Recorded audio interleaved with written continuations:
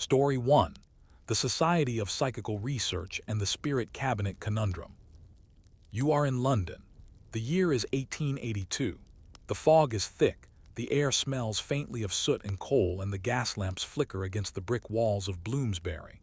Inside a modest Georgian townhouse, the founders of a new organization are carefully reviewing their meeting minutes. Their pens scratch slowly over lined paper. No one is speaking much. Outside, the streets hum with the everyday bustle of horses, carts, and chatter, but inside, silence holds court. This is the first official meeting of the Society for Psychical Research, SPR, an oddly formal group of scholars, philosophers, and scientists who, for reasons not entirely unrelated to boredom and upper-class leisure, have decided to begin the rigorous study of ghosts. But not ghosts in the way you might think. Not misty figures or shrieking specters. No, these men, and yes, they were mostly men, are interested in phenomena, manifestations, telepathic impressions, the movement of objects in otherwise undisturbed rooms. And most of all, they are interested in spirit cabinets. The spirit cabinet as scientific instrument. Originally a stage magician's trick, the spirit cabinet was co-opted into seances as a way to isolate the medium from any possibility of fraud. In theory, placing the medium in a small enclosed space, sometimes even tied or restrained, would prevent them from manipulating objects in the room. In practice, it didn't do much except create a dramatic focal point for the attendees. Still, the SBR, in their meticulous boredom, decided to study these cabinets with intense rigor. Measurements were taken. Cabinet constructions were documented. The position of every bell, trumpet, or sheet of cheesecloth was noted. You might wonder why any of this mattered. The SBR was founded by some of the most prominent minds of their age: Henry Sidgwick, a moral philosopher, Frederick Myers, a poet and classicist, and Edmund Gurney, a psychologist before the term was quite standardized. What these men lacked in enthusiasm they made up for in method, and their methods were exhaustive. Cabinet sittings were timed to the minute. Observers logged every whisper, gust of air, and half-seen shimmer with the detail of battlefield reports, and the results were not especially thrilling. A bell might ring, a table might move half an inch, a voice might mumble through the thin veil of curtain, but again and again the SPR logs returned to the same refrain. Phenomenon observed, but cause indeterminate. Motivations of the bored elite. You must remember that this was an era before television, before radio, and long before the endless scroll of the internet. These men were well-educated, often wealthy, and importantly, had a lot of time. The intellectual fashion of the age was not to create, but to verify. Spiritualism had been spreading across Britain since the 1850s, carried over from the American Fox sisters and their mysterious rappings. But now, the British elite wanted to know if any of it was true, and more importantly, if it could be measured.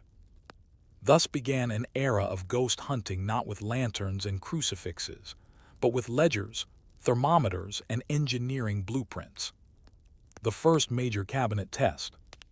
In late 1883, the SBR conducted one of its first major observations of a cabinet séance featuring the medium William Eglinton, who had gained notoriety for producing materializations, ghostly forms that supposedly appeared inside the cabinet while he remained bound within.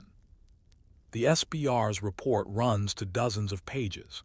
It includes witness statements, sketches of the cabinet, a floor plan of the sitting room, and even the ambient temperature. What was observed? A hand appeared, floated across the room, and vanished. But upon later inspection, it was noted that the cabinet's cloth backing had a small, almost imperceptible slit.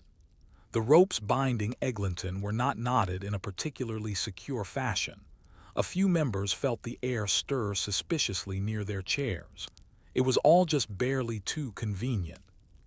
Still, the final report refrained from direct accusation. It simply stated, "No definitive phenomenon. may be certified beyond the reasonable influence of manipulation. It's worth emphasizing how delicately these men approached accusation. To call someone a fraud in scientific terms was to break with the careful neutrality they valued. Better to drown in caveats and probability scores than to claim certainty. A meeting of methods. One of the more curious aspects of the SPR was how it attracted minds from so many fields. Mathematicians rubbed elbows with clergymen. Doctors debated philosophers. Everyone had their pet theory and their favorite medium. This diversity of discipline led to rigorous internal conflict. Could a ghost be measured in electric current? Did temperature drops indicate a presence, or simply poor insulation? Could the appearance of spirit lights be retinal afterimages or atmospheric refraction? And yet they persisted. Meeting after meeting, sitting after sitting, page after page of observational data that seldom yielded results, but built a body of work so vast it is still being referenced today. It was in these dusty volumes and unremarkable logbooks that the real history of psychical research unfolded, not in dramatic hauntings, but in the tireless, repetitive, and sometimes painfully dull pursuit of documentation. The cabinet evolves. By 1885, the SPR had begun experimenting with its own designs for spirit cabinets. These included adjustable panels, peepholes for controlled observation, and even sealed enclosures with wax seals placed on hinges and cords. But as the cabinets became more elaborate, the results became even sparser. Mediums complained of stifling conditions. The so-called spirits became less active. In one test, a session ended with a frustrated note. No manifestations. Medium appeared distressed, room notably warmer than optimal.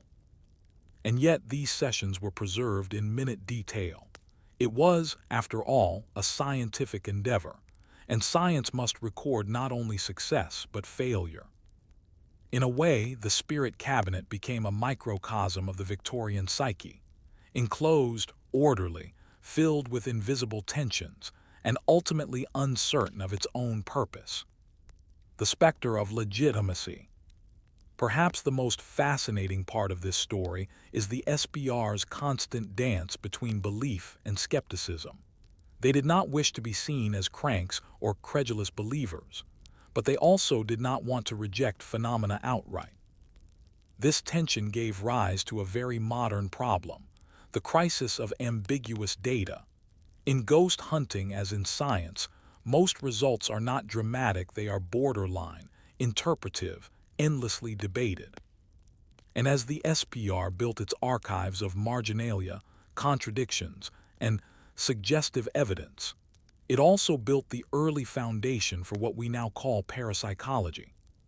But at what cost? One might ask, why spend so many years, so many man-hours, and so many carefully knotted ropes chasing what almost certainly was not there? And that brings us to a question that hovered over every spirit cabinet ever constructed. If there were never any real ghosts, what exactly were these scientists hopping to trap? If you close your eyes, you can almost hear the clock ticking in a quiet Victorian drawing room. The smell of beeswax polish hangs in the air. Candles burn low. The séance has not yet begun. Everyone is waiting. What they are waiting for, though, is uncertain. In the case of the Society for Psychical Research, they are waiting for proof, not spiritual proof, but methodological proof. And in this waiting, they begin to design ever more elaborate procedures. After all, if the spirit world were accessible, it would need to obey some observable pattern, wouldn't it?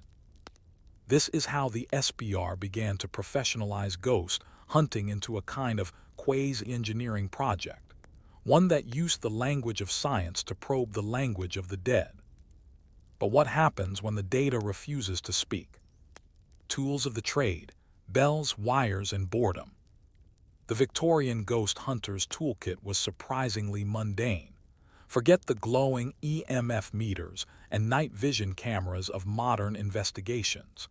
the late 19th century researcher relied on hand bells to detect movement in the room, threaded trip wires placed across the floor or around cabinets to register if someone moved, slates and chalk left for supposed spirit messages, plaster casts to capture impressions of ghostly hands, thermometers to note temperature drops, wax seals used to detect tampering between sittings, watches for strict timing of manifestations.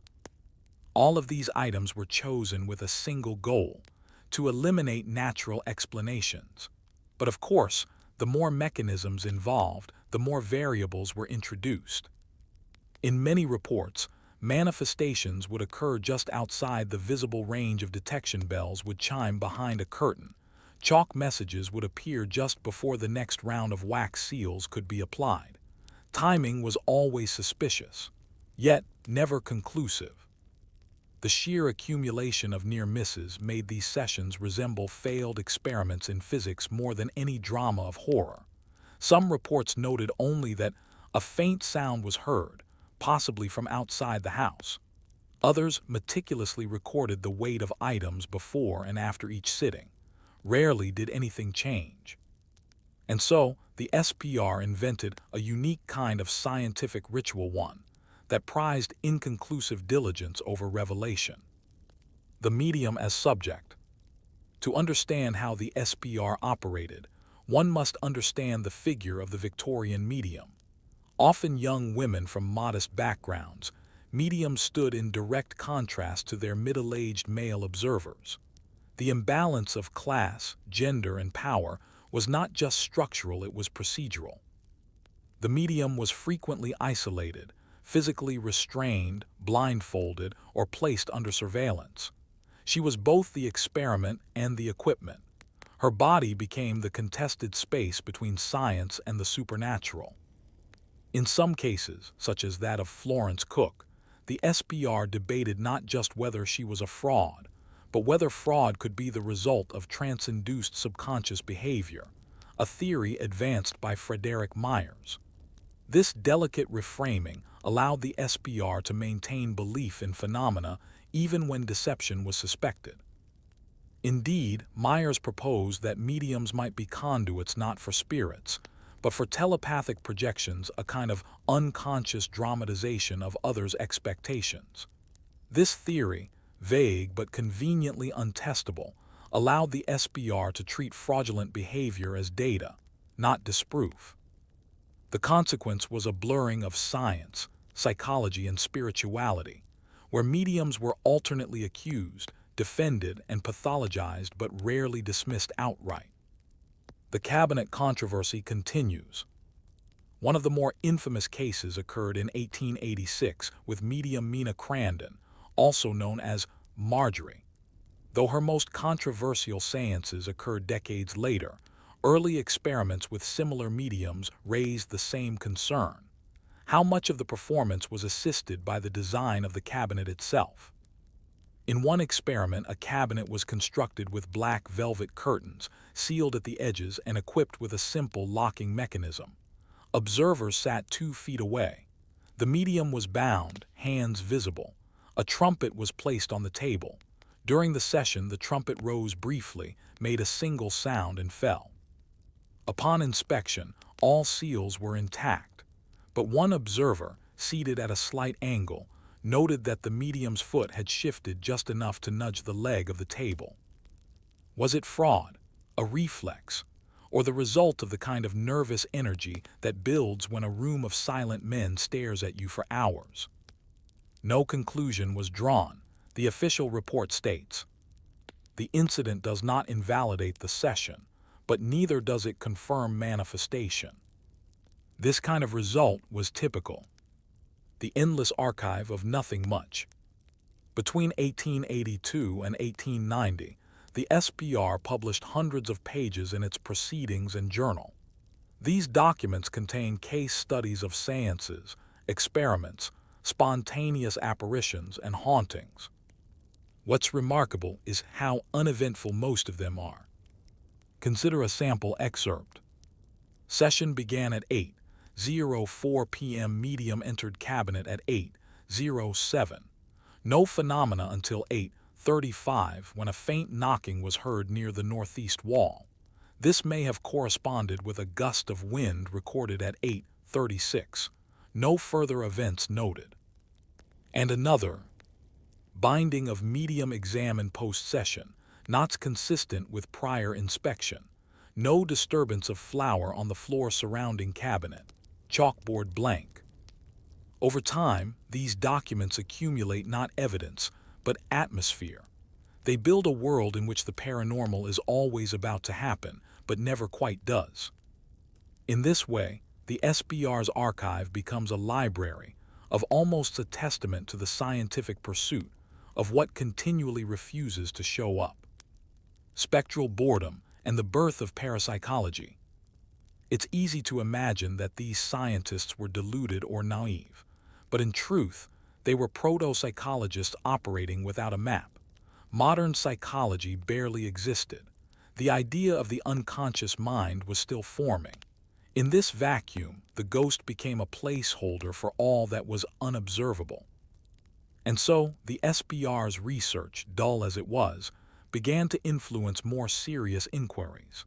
Their methods bled into early psychological testing, controlled environments, patient observation, detailed behavioral logs.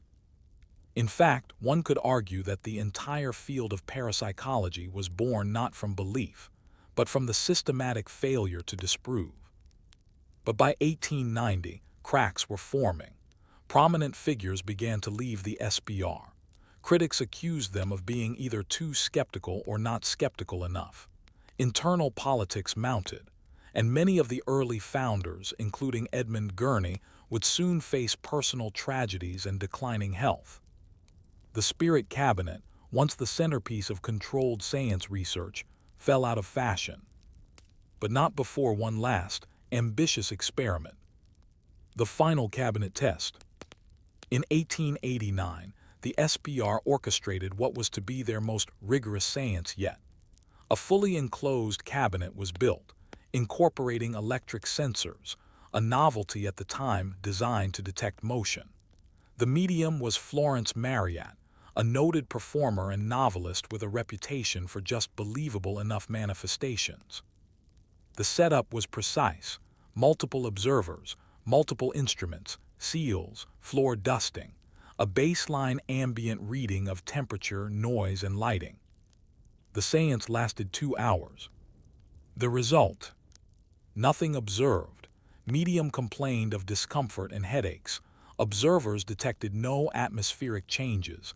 Electric sensors untriggered. Cabinet undisturbed. And so, after hundreds of hours, dozens of mediums, and thousands of pages, the spirit cabinet yielded its final conclusion. The scientific pursuit of ghosts had created more procedures than phenomena.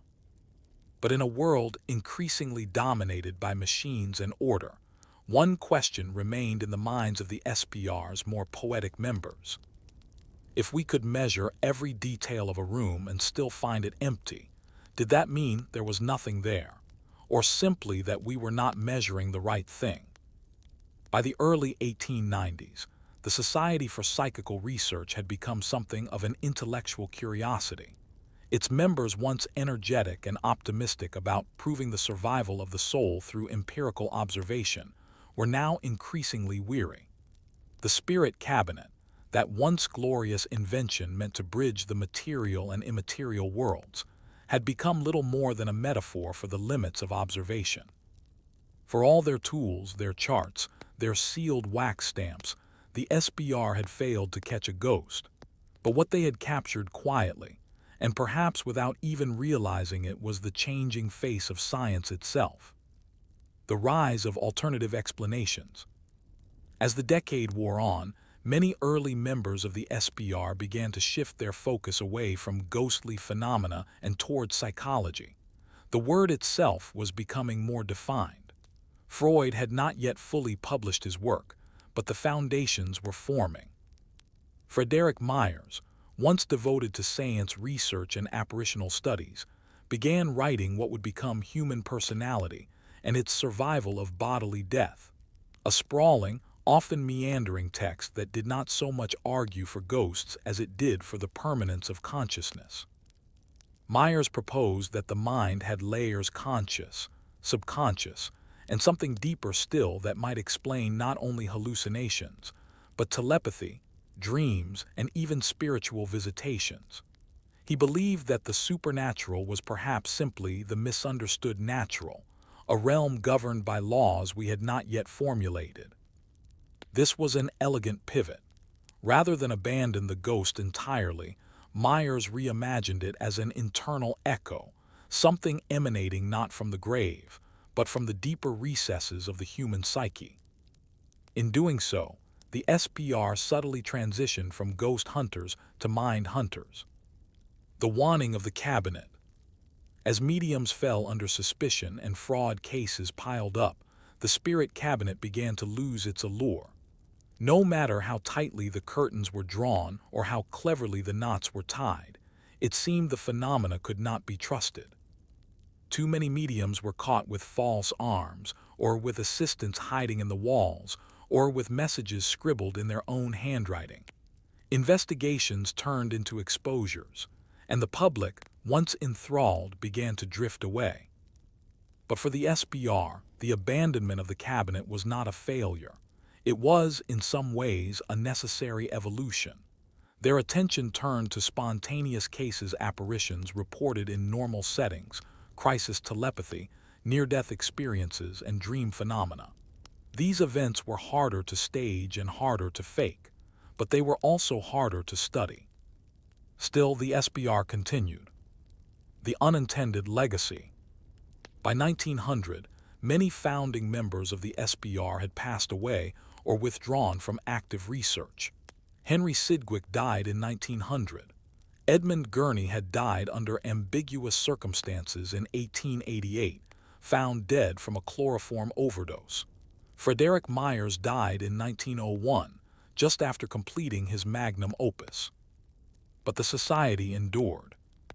Its journals continued, its case files grew, and its impact, though rarely acknowledged, echoed in unexpected places.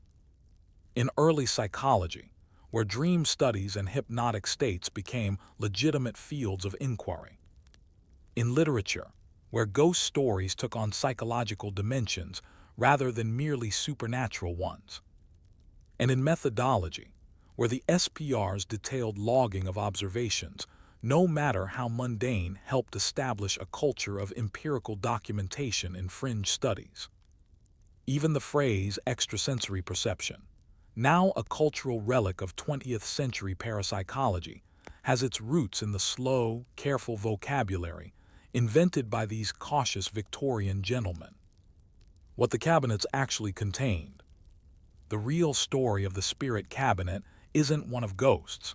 It's the story of people trying to discipline uncertainty. These scientists weren't chasing phantoms as much as they were chasing explanation, not out of naivety, but from a desire to believe that everything, even the mysterious, could be understood with enough rigor. It's easy now to laugh at the image of bearded men measuring table legs and arguing about the movement of a floating trumpet, but their earnestness was genuine. And their failure was not a failure of intelligence, but of assumption. The assumption that the world's strangest corners could be tamed with logic and restraint. In the end, what the cabinets really held was a mirror, a reflection of the Victorian obsession with order, control, and visibility. Ghosts became the shadow that slipped through the cracks, the thing that refused to be catalogued. The lasting question. Even now, some researchers still consult the SBR's archives. The notes, sketches, and maps, though often dull, contain details that offer insight into both the era and the people who lived through it. But the big question remains. Why did so many bright minds, during such a scientifically fertile period, dedicate themselves to the study of nothing? Perhaps it was because nothing is a misleading word. In their hundreds of failed experiments, the SBR succeeded in proving something very human. That we are willing to spend a lifetime chasing silence, if that silence might one day answer us. And so the cabinet sits dusty, forgotten in an old archive. Its curtain unmoved, its trumpet still, its secrets, if any, long since absorbed into the quiet margins of history. Story 2. Tables, Tipping, and Tedium, the Long Evenings of Science. You are seated in a dimly lit parlor. It's 1874. The wallpaper is patterned with ferns and acanthus leaves. A faint ticking comes from a grandfather clock in the corner. There is tea on the table, untouched. A group of 5 respectable people, 3 women, 2 men, sit silently around a small, circular table. Their fingertips are barely resting on its surface. They are not speaking. They are waiting. This is a table-turning séance, and it is a remarkably slow and uneventful affair. Not that you'd guess that from its reputation. At its height, table-turning was the spiritual sensation of mid-Victorian Britain. It required no training, no equipment, and very little actual belief. It simply needed a few people, a small table, and an enormous amount of patience. What began as a parlor amusement would become a surprisingly influential spiritualist ritual, one that blurred the line between entertainment, religious yearning, and the scientific study of involuntary motion. A slow revolution, the table itself. In spiritualist literature, the table was not just furniture, it was an instrument, a conduit, a kind of social thermometer.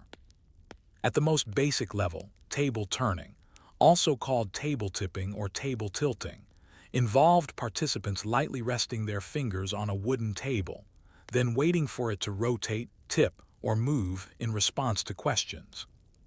The movements were slow, often imperceptible.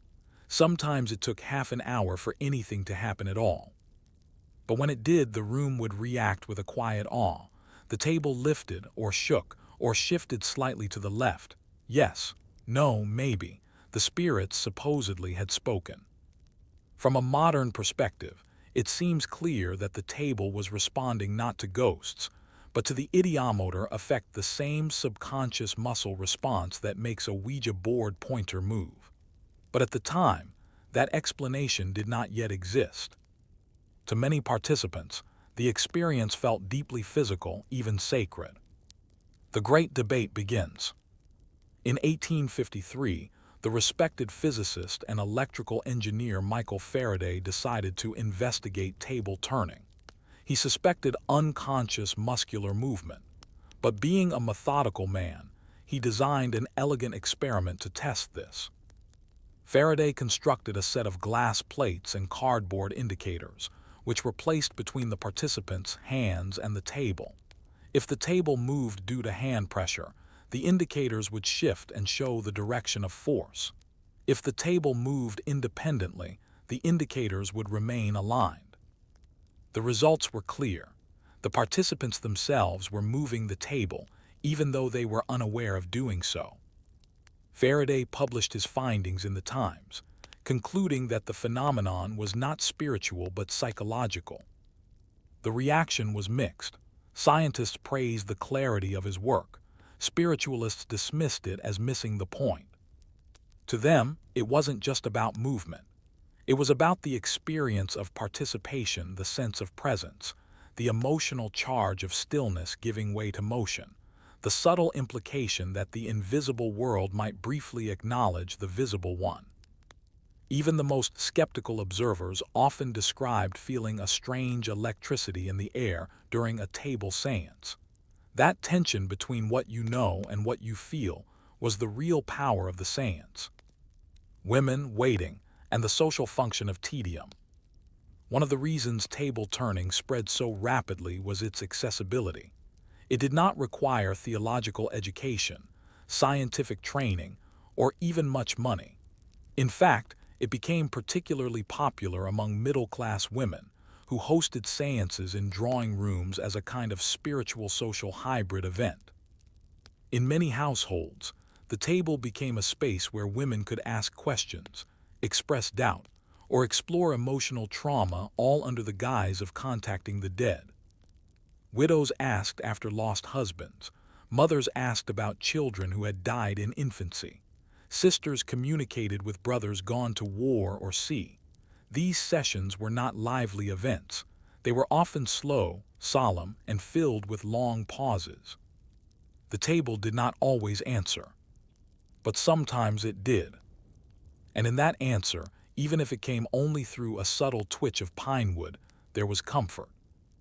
While male spiritualists often argued about science, mediumship, and fraud, the women around the table created something quieter, a shared ritual of grief and endurance. The SBR arrives again. By the 1880s, the Society for Psychical Research turned its gaze toward the phenomenon of table turning. Though less dramatic than full-form apparitions or spirit cabinet seances, table phenomena offered a repeatable structure, which scientists valued. The SBR's records of table sessions are, unsurprisingly, dense and uneventful. Table moved approximately 1 inch northward. Small tipping motion observed at 9:37 p.m., no cause determined. Session concluded with minimal motion, no intelligible answers received. But these notes are important. They document how the SPR began moving away from theatrical mediums and toward group-based experiments. More than one researcher noted that movement only seemed to occur when all participants genuinely believed it might. Skeptical participants, especially ones placed deliberately to test the group, often caused the table to remain still for hours. This raised an uncomfortable possibility that belief itself was part of the mechanism. And if that were true, what exactly was being tested, spirits or the structure of belief? Typing with furniture. As table turning evolved, a kind of proto-coding system developed. Participants would ask the table to knock or tilt once for yes, twice for no. Sometimes, a full alphabet system was used, 1 tip for A, 2 for B, and so on. The table essentially became a painfully slow keyboard. Entire messages were spelled out, though often so haltingly that by the end of a session, only a few sentences had been completed. Many critics derided this as absurd, but others, especially early parapsychologists, saw it as data. Each message was recorded, often verbatim. Transcripts survive in SPR archives, describing messages from spirits, angels, and occasionally more mundane sources like Uncle Charles or your old school teacher. Some of these messages were contradictory. Some were oddly personal, but almost all were filled with the kind of phrasing you might expect from a deeply emotional subconscious voice, one that needed a table, a ritual, and a few patient hours to make itself heard. A faint tip toward the future. By the 1890s, the popularity of table turning began to fade. More theatrical forms of spiritualism took its place: cabinet materializations, full-body apparitions, spirit photography. The table, once central, returned to being just a table. But the legacy of the practice endured in unexpected places. In the development of the Ouija board, which streamlined the idea into a commercially viable form. In early psychology, which began to take seriously the idea of unconscious motor response. And in the quiet endurance of group rituals that involve listening, waiting, and watching for something that might not come. The table never really spoke, but it did create a space where people could imagine that speech was possible even in grief, even in silence. And so we're left with the peculiar power of a still object.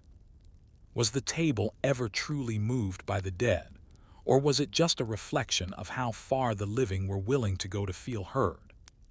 The table does not move, not at first.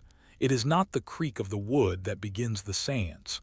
It is the silence, the hands hovering, the breath held, the way every participant begins to anticipate a motion before it ever occurs.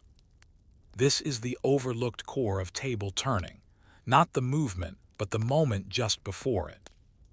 And for the Society for Psychical Research and their growing interest in the psychological mechanisms of spiritualism, that moment became increasingly important.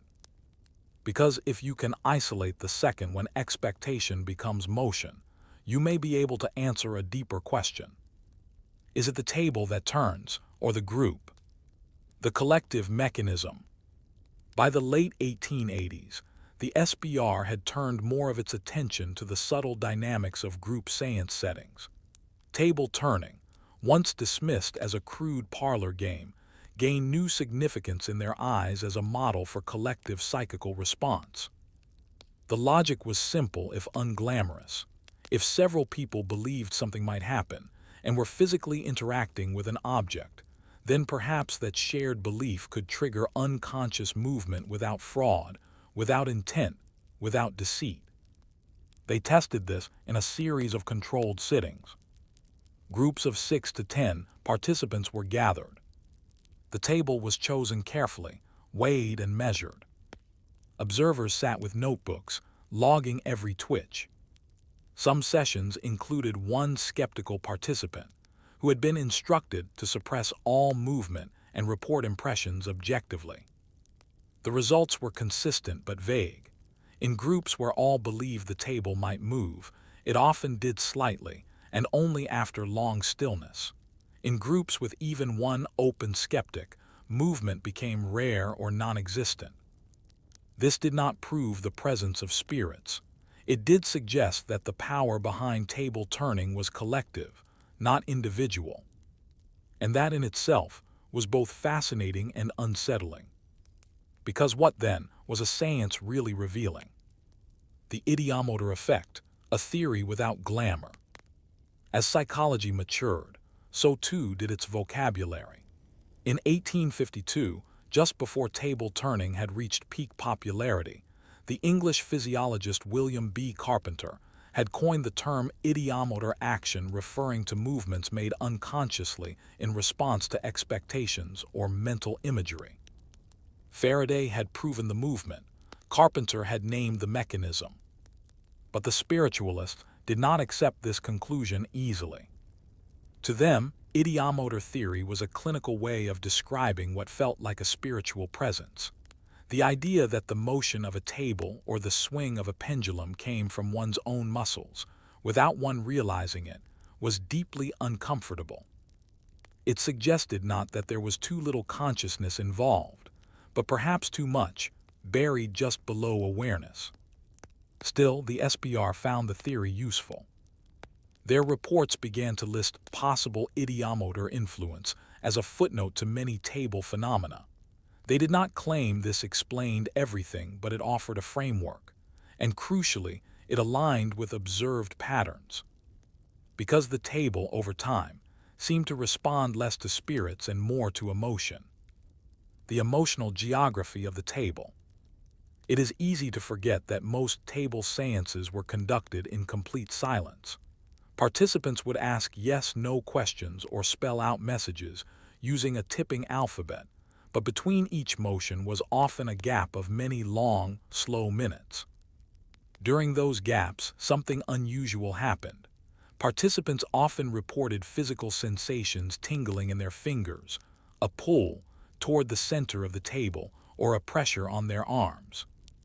Some likened the sensation to a current, others to warmth. These were not random hallucinations. They followed a pattern, appearing most often during highly emotional questions. If a question involved a recently deceased relative, a tragic event, or an unresolved emotional conflict, the table seemed to move more. This led SBR members to a curious hypothesis, that emotional intensity might generate physical micro-movements through unconscious muscular tension. It was not magic, but it did suggest that the body could express what the mind dared not say, and that the table was simply a surface sensitive enough to register the tremor. The table was, in other words, an emotional acceleratograph. The table as confession. Many Victorian seances became more than just ghost investigations. They became spaces for emotional catharsis, especially for women, the grieving, and the socially constrained. Letters from participants to the SBR speak to this transformation. The table answered my question before I dared speak it aloud. It knew I was afraid. I did not know I was hopping for forgiveness until the table moved. These statements are not evidence of spirits, but they are powerful reminders that the seance table's slow, unremarkable, and often silent served a purpose beyond its supposed function. In a culture that prized restraint, the seance offered permission to feel. And in that sense, the table became not just a mechanism of communication, but of emotional navigation. Seance saboteurs and the problem of performance. Not all sessions were sincere. As interest in spiritualism rose, so did the number of staged performances, charlatans, and frauds. The most theatrical mediums quickly abandoned the table altogether in favor of more dramatic displays, floating objects, spirit hands, mysterious lights. But the table lingered in quieter settings, often among those who had no public ambition. The SBR, determined to rule out fraud, tried numerous tricks to test tables. Secretly marking positions on the floor, tying down legs to limit movement, using thin paper or flour beneath the feet to detect dragging, changing the shape of the table mid-session to confuse expectations. In most cases, when controls were tight and belief absent, the table didn't move. But when controls loosened and belief returned, motion, however slight, often reappeared. This pattern suggested a strange truth. The table needed people to believe in order to move, not because belief summoned spirits, but because belief primed the body. It was performance, yes, but one that was not necessarily dishonest. The session that didn't end. One curious account in the SPR archives details a session in Bath in 1891 where the table continued moving for over 2 hours. Participants claimed they could not stop it. The motion became rhythmic, almost hypnotic. When they finally withdrew their hands, the table shifted a final inch and fell still. SBR notes recorded the motion as self-perpetuating ideomotor momentum, but participants described it differently. It felt as if the room itself was breathing. Was this drama, exaggeration, or simply the tendency of the mind to anthropomorphize small events when placed under prolonged tension? The SPR never followed up on that particular group. But the question lingered, because by now, the SPR understood that it wasn't just about testing spirits. It was about testing the limits of shared experience. And that's what made table turning so persistent. Even after it was explained, even after it was debunked, even after it was abandoned by scientists and mocked by newspapers, people kept doing it. Because the table didn't offer answers, it offered participation, which leads to an unsettling question. What if the table moved not because the spirits arrived, but because, for a moment, the group became one? The table has stopped moving, the seance is over, the tea has long gone cold, but the echoes remain not in the room but in the culture. Because even as the spiritual fervor of the Victorian era began to fade, the image of the tipping table lingered, not as evidence of ghosts, but as an enduring metaphor for group belief, for emotional expression, for our quiet need to feel movement even when nothing is really there. As with so much in Victorian spiritualism, the significance of table turning was never really about spirits. It was about people, about what they were missing, what they wanted to say, what they could only allow themselves to express through ritual, repetition, and furniture. This final chapter is not about ghostly phenomena, but about legacy and how a forgotten parlor trick helped shape our relationship to doubt, to group psychology, and to the strangely persistent search for meaning in the mundane. The commercialization of the seance. By the early 20th century, table turning had fallen out of favor with serious researchers, but it didn't disappear. It evolved, and in many ways it got louder. Traveling spiritualists took their acts to public theaters, where tables would rise high off the floor or spin violently across the stage. Parlor games based on seance rituals were marketed to middle-class families, especially around holidays. The idea of talking to the dead moved from spiritual crisis to entertainment. What had once required solemn silence and hours of patience became quick, dramatic, and profitable. And yet, even in this more theatrical form, the table remained central. It had become iconic. The circle of people, the quiet tension, the first small shiver of motion, that image was now embedded in cultural memory, reproduced in illustrations, cartoons, and eventually early films. To the public, table turning no longer signaled belief. It signaled the possibility of belief. The emergence of modern parapsychology. Despite the SPR's eventual shift toward more empirical psychological studies, the groundwork they laid in observing table phenomena remained influential. In the 1930s, American parapsychologists such as J.B. Rhine began exploring extrasensory perception, ESP, and psychokinesis. Though Rhine focused on cards and dice rather than furniture, the basic structure of his experiments, controlled settings, group participation, repeatable tasks, echoed the SPR's earlier seance work. Rhine's work was more statistically rigorous, but it still struggled with the same foundational issue. How do you study something that only seems to happen when no one's really trying? Even in his lab, participants would often perform best when relaxed, distracted, or unaware they were being evaluated, mirroring the conditions of many 19th century seances. And so, in an indirect way, the lessons of table turning informed not just spiritualism, but the entire framework of anomalous psychology. Echoes in everyday life. You might think that table turning was a historical relic, something quaint, perhaps even silly, but its influence has seeped into unexpected places.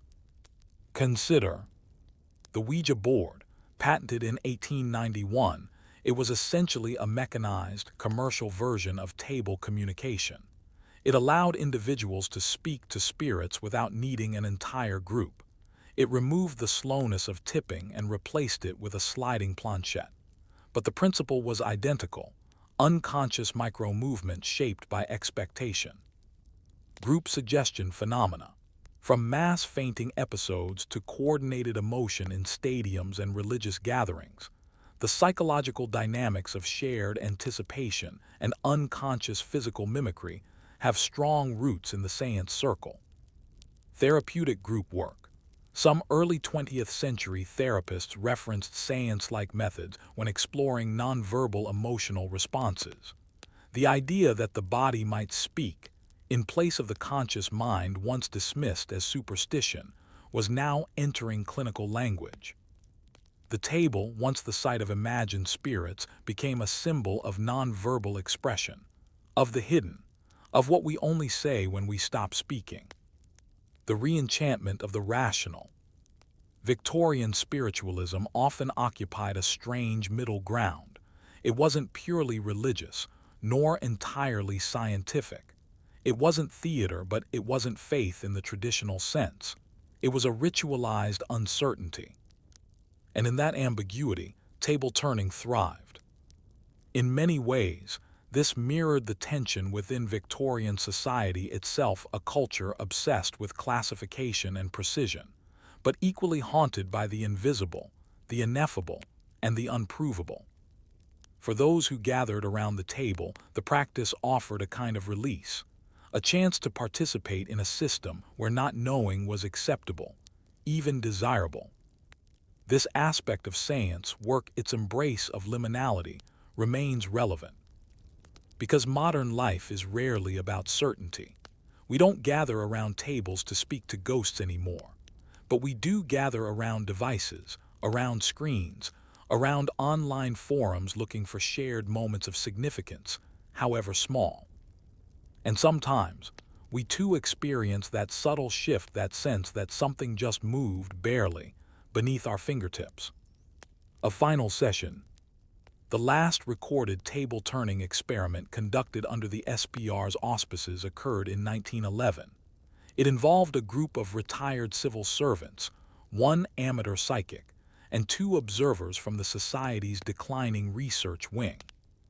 No movement was recorded, but the notes from that session include a quiet, almost literary reflection from the lead observer. It was not the absence of tipping that troubled me, but the silence. The table sat between us like a closed book, full of words we had no longer the patience to read. And perhaps that's the best way to think of table turning today. Not as proof, not as hoax, but as ritualized waiting, a practice of shared listening in an age before noise. A slow, deliberate act of hopping. A seance not for spirits, but for connection. And so we leave the table unmoved. But in doing so, we must ask, if so many people gathered in silence for so many years, just to feel something shift beneath their fingers, what were they really trying to touch? Story 3. The Curious Case of the Cambridge Apparition Logs. You are in a stone room with high ceilings and poor heating. The walls are lined with shelves of ledgers, each meticulously labeled in black ink. The year is 1889. This is a quiet office somewhere within the maze of the University of Cambridge. The window pane rattles in the wind, and the lamp on the desk flickers slightly. A man named Frederick W. H. Myers, already prominent within the Society for Psychical Research, is adjusting his spectacles and dipping his pen in ink. He is preparing a report not of a scientific experiment exactly, but of a ghost sighting. Not his own, but one recently submitted to what he calls the Apparitions Register. This register is a little-known chapter in the long, tedious, and strangely poignant attempt by 19th-century intellectuals to statistically validate the supernatural. The Cambridge Apparition Logs, formerly known as the Census of Hallucinations, would grow to contain thousands of testimonies of ghost sightings, strange dreams, unexplained voices, and flickering half-suspected figures in empty hallways. But behind each entry is something more delicate, the effort to classify uncertainty. The beginnings of the census. In 1889, under the auspices of the SPR, Myers, along with Frank Podmore and Eleanor Sidgwick, initiated one of the most peculiar research projects in British academic history, a large-scale survey of supernatural experiences. The idea was straightforward, if ambitious. Gather personal accounts of apparitions, hallucinations, and related phenomena. Classify them by type and frequency, and determine whether their occurrence exceeded what could be expected by chance. In other words, they hoped to statistically prove the existence of something unprovable. Questionnaires were distributed across England. Volunteers, many of them Cambridge alumni, were tasked with interviewing friends, relatives, and even servants. The form was long and required patience. Sample questions included: have you ever, when in good health and awake, had the impression of seeing or being touched by a human being or animal, or of hearing a voice or sound, which impression, so far as you could discover, was not due to any external physical cause? Did the experience occur once or repeatedly? Were others present? Did they perceive the same? It was not thrilling work. But slowly the answers came in. A bureaucracy of the beyond. By 1894, the SPR had received over 17,000 completed forms. The resulting document, Phantasms of the Living, was a 1,300-page monolith of data, anecdotes, and ponderous interpretation. It remains one of the most exhaustive catalogs of ghost sightings ever assembled. But what made the Cambridge Apparition Logs so unusual was not the content. It was the tone. Entries were treated with the seriousness of census data or botanical classification. Case 3712. Subject reports seeing deceased aunt in chair by fire. Time of death confirmed to be within the hour. Case 2127. Auditory impression of voice calling name. No one present. Occurred during twilight. Case 895. Sensation of hand on shoulder while alone. Subject reports no emotional distress. Each case was stripped of drama, no Gothic language, no speculation, just a calm attempt to catalog the unexplained. In an age of rationalism, this was not just eccentric, it was quietly revolutionary. Patterns in the dust. As the data accumulated, the SPR researchers began to identify patterns. The majority of sightings occurred when the subject was alone, often just before sleep. Apparitions were most commonly of relatives or close friends, sometimes living, sometimes dead. Many reported experiences coincided with times of emotional distress or crisis. A small but statistically significant group reported shared hallucinations, where two people in the same room claimed to see the same thing. But the most controversial finding was this. Roughly 1 in 10 people claimed to have experienced something apparitional in their lifetime. This number shocked many. The implication was that ghosts, or at least ghost-like experiences, were common, even among educated, rational adults. Of course, this didn't prove the existence of spirits, but it did suggest that human experience consistently included things we could not explain. That was enough to keep the SPR busy for years. The ghost as data point. The Cambridge apparition logs mark a pivotal shift in how ghost stories were treated. No longer just fireside tales, they became data sets. Researchers noted the frequency of auditory hallucinations versus visual ones. They mapped the geographic spread of reports. They compared age, gender, and socioeconomic background of participants. And yet, the SPR remained deeply cautious in their conclusions. The final report reads in part, "We do not assert the objective reality of any apparition. We only assert that the phenomena occur with a frequency that demands further inquiry." It was the ultimate expression of Victorian restraint, admitting that something strange was happening without claiming to know what. But for many, this open-endedness was the point.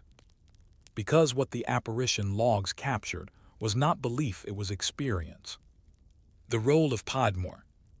Among the key figures compiling the logs was Frank Podmore, a meticulous and sometimes curmudgeonly investigator who remained deeply skeptical even as he collected thousands of first-hand accounts.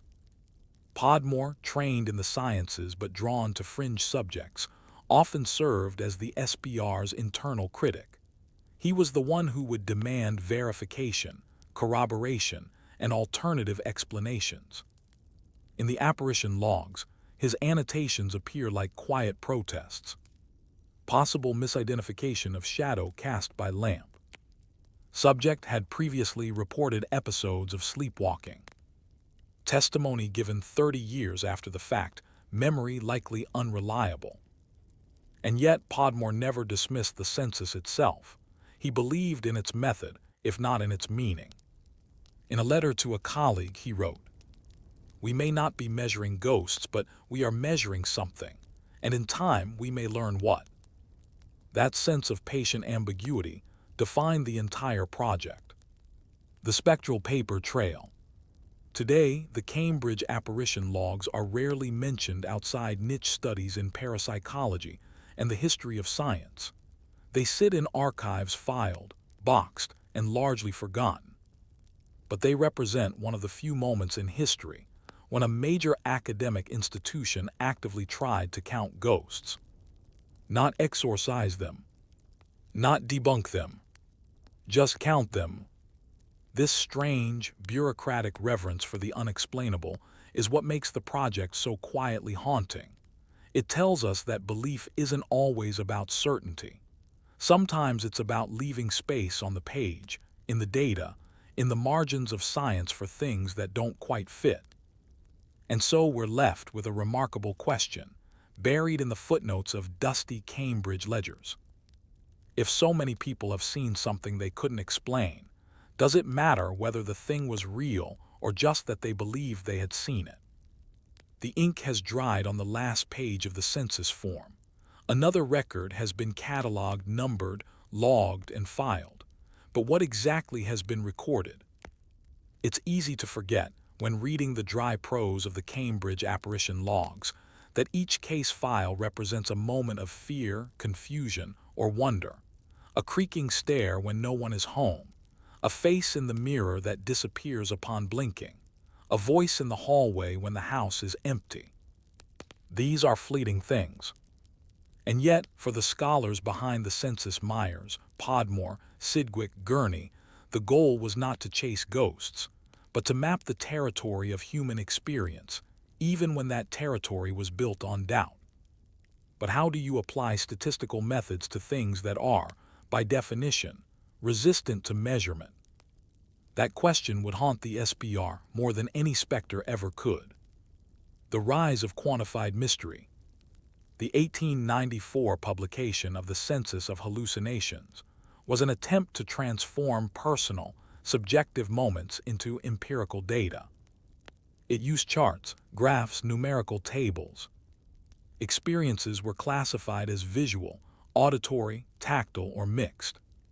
Apparitions were broken down by relationship to the percipient: spouse, sibling, stranger. Timing was carefully logged. Did the event occur within minutes of a death, days later, while the person was dying? This was not an attempt to prove spiritualism. It was an attempt to understand whether people who saw ghosts were simply misremembering, or whether there was a statistical pattern worth taking seriously. And there was. Of the roughly 17,000 people surveyed, about 1 in 10 reported some form of hallucination or ghostly experience that occurred while they were fully awake and in good health. This ratio astonished many scientists. If so many rational, educated people claimed to have seen something unusual, how could it be dismissed so easily? Coincidence or correlation?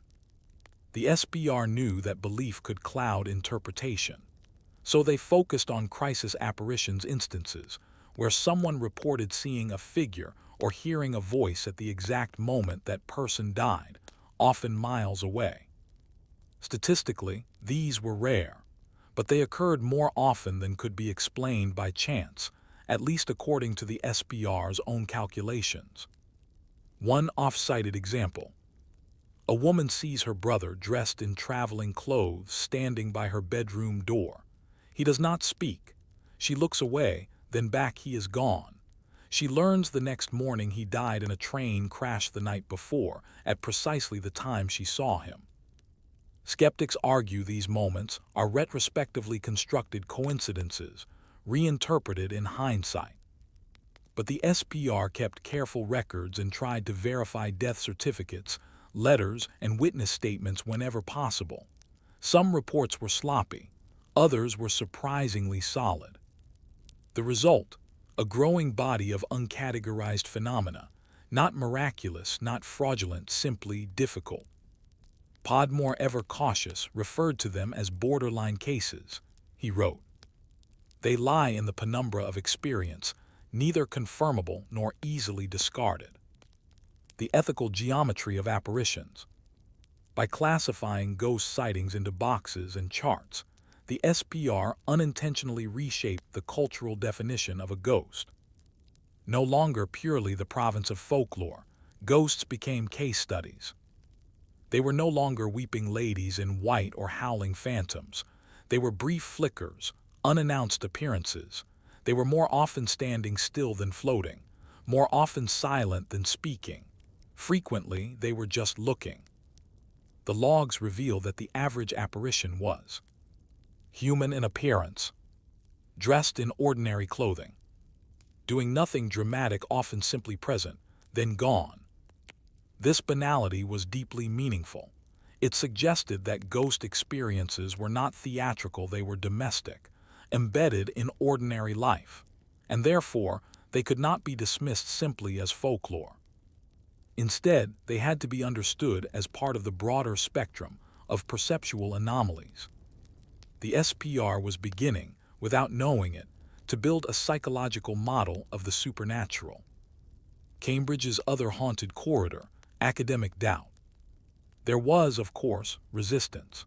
Some scholars at Cambridge found the SBR's work embarrassing. They viewed it as a distraction from real science, a Victorian indulgence wrapped in pseudostatistics.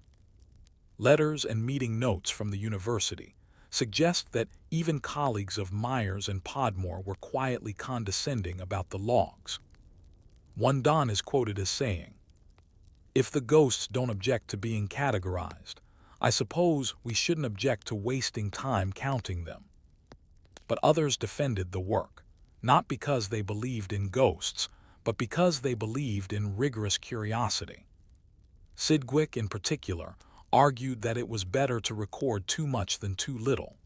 Even if the majority of cases could be explained away, what mattered was that they were documented responsibly. And so the census continued not because it was popular, but because it was methodical. What remains in the records? If you examine the Cambridge apparition logs today, some of which are archived in the British Library and the SBR's own collections, you will find the following.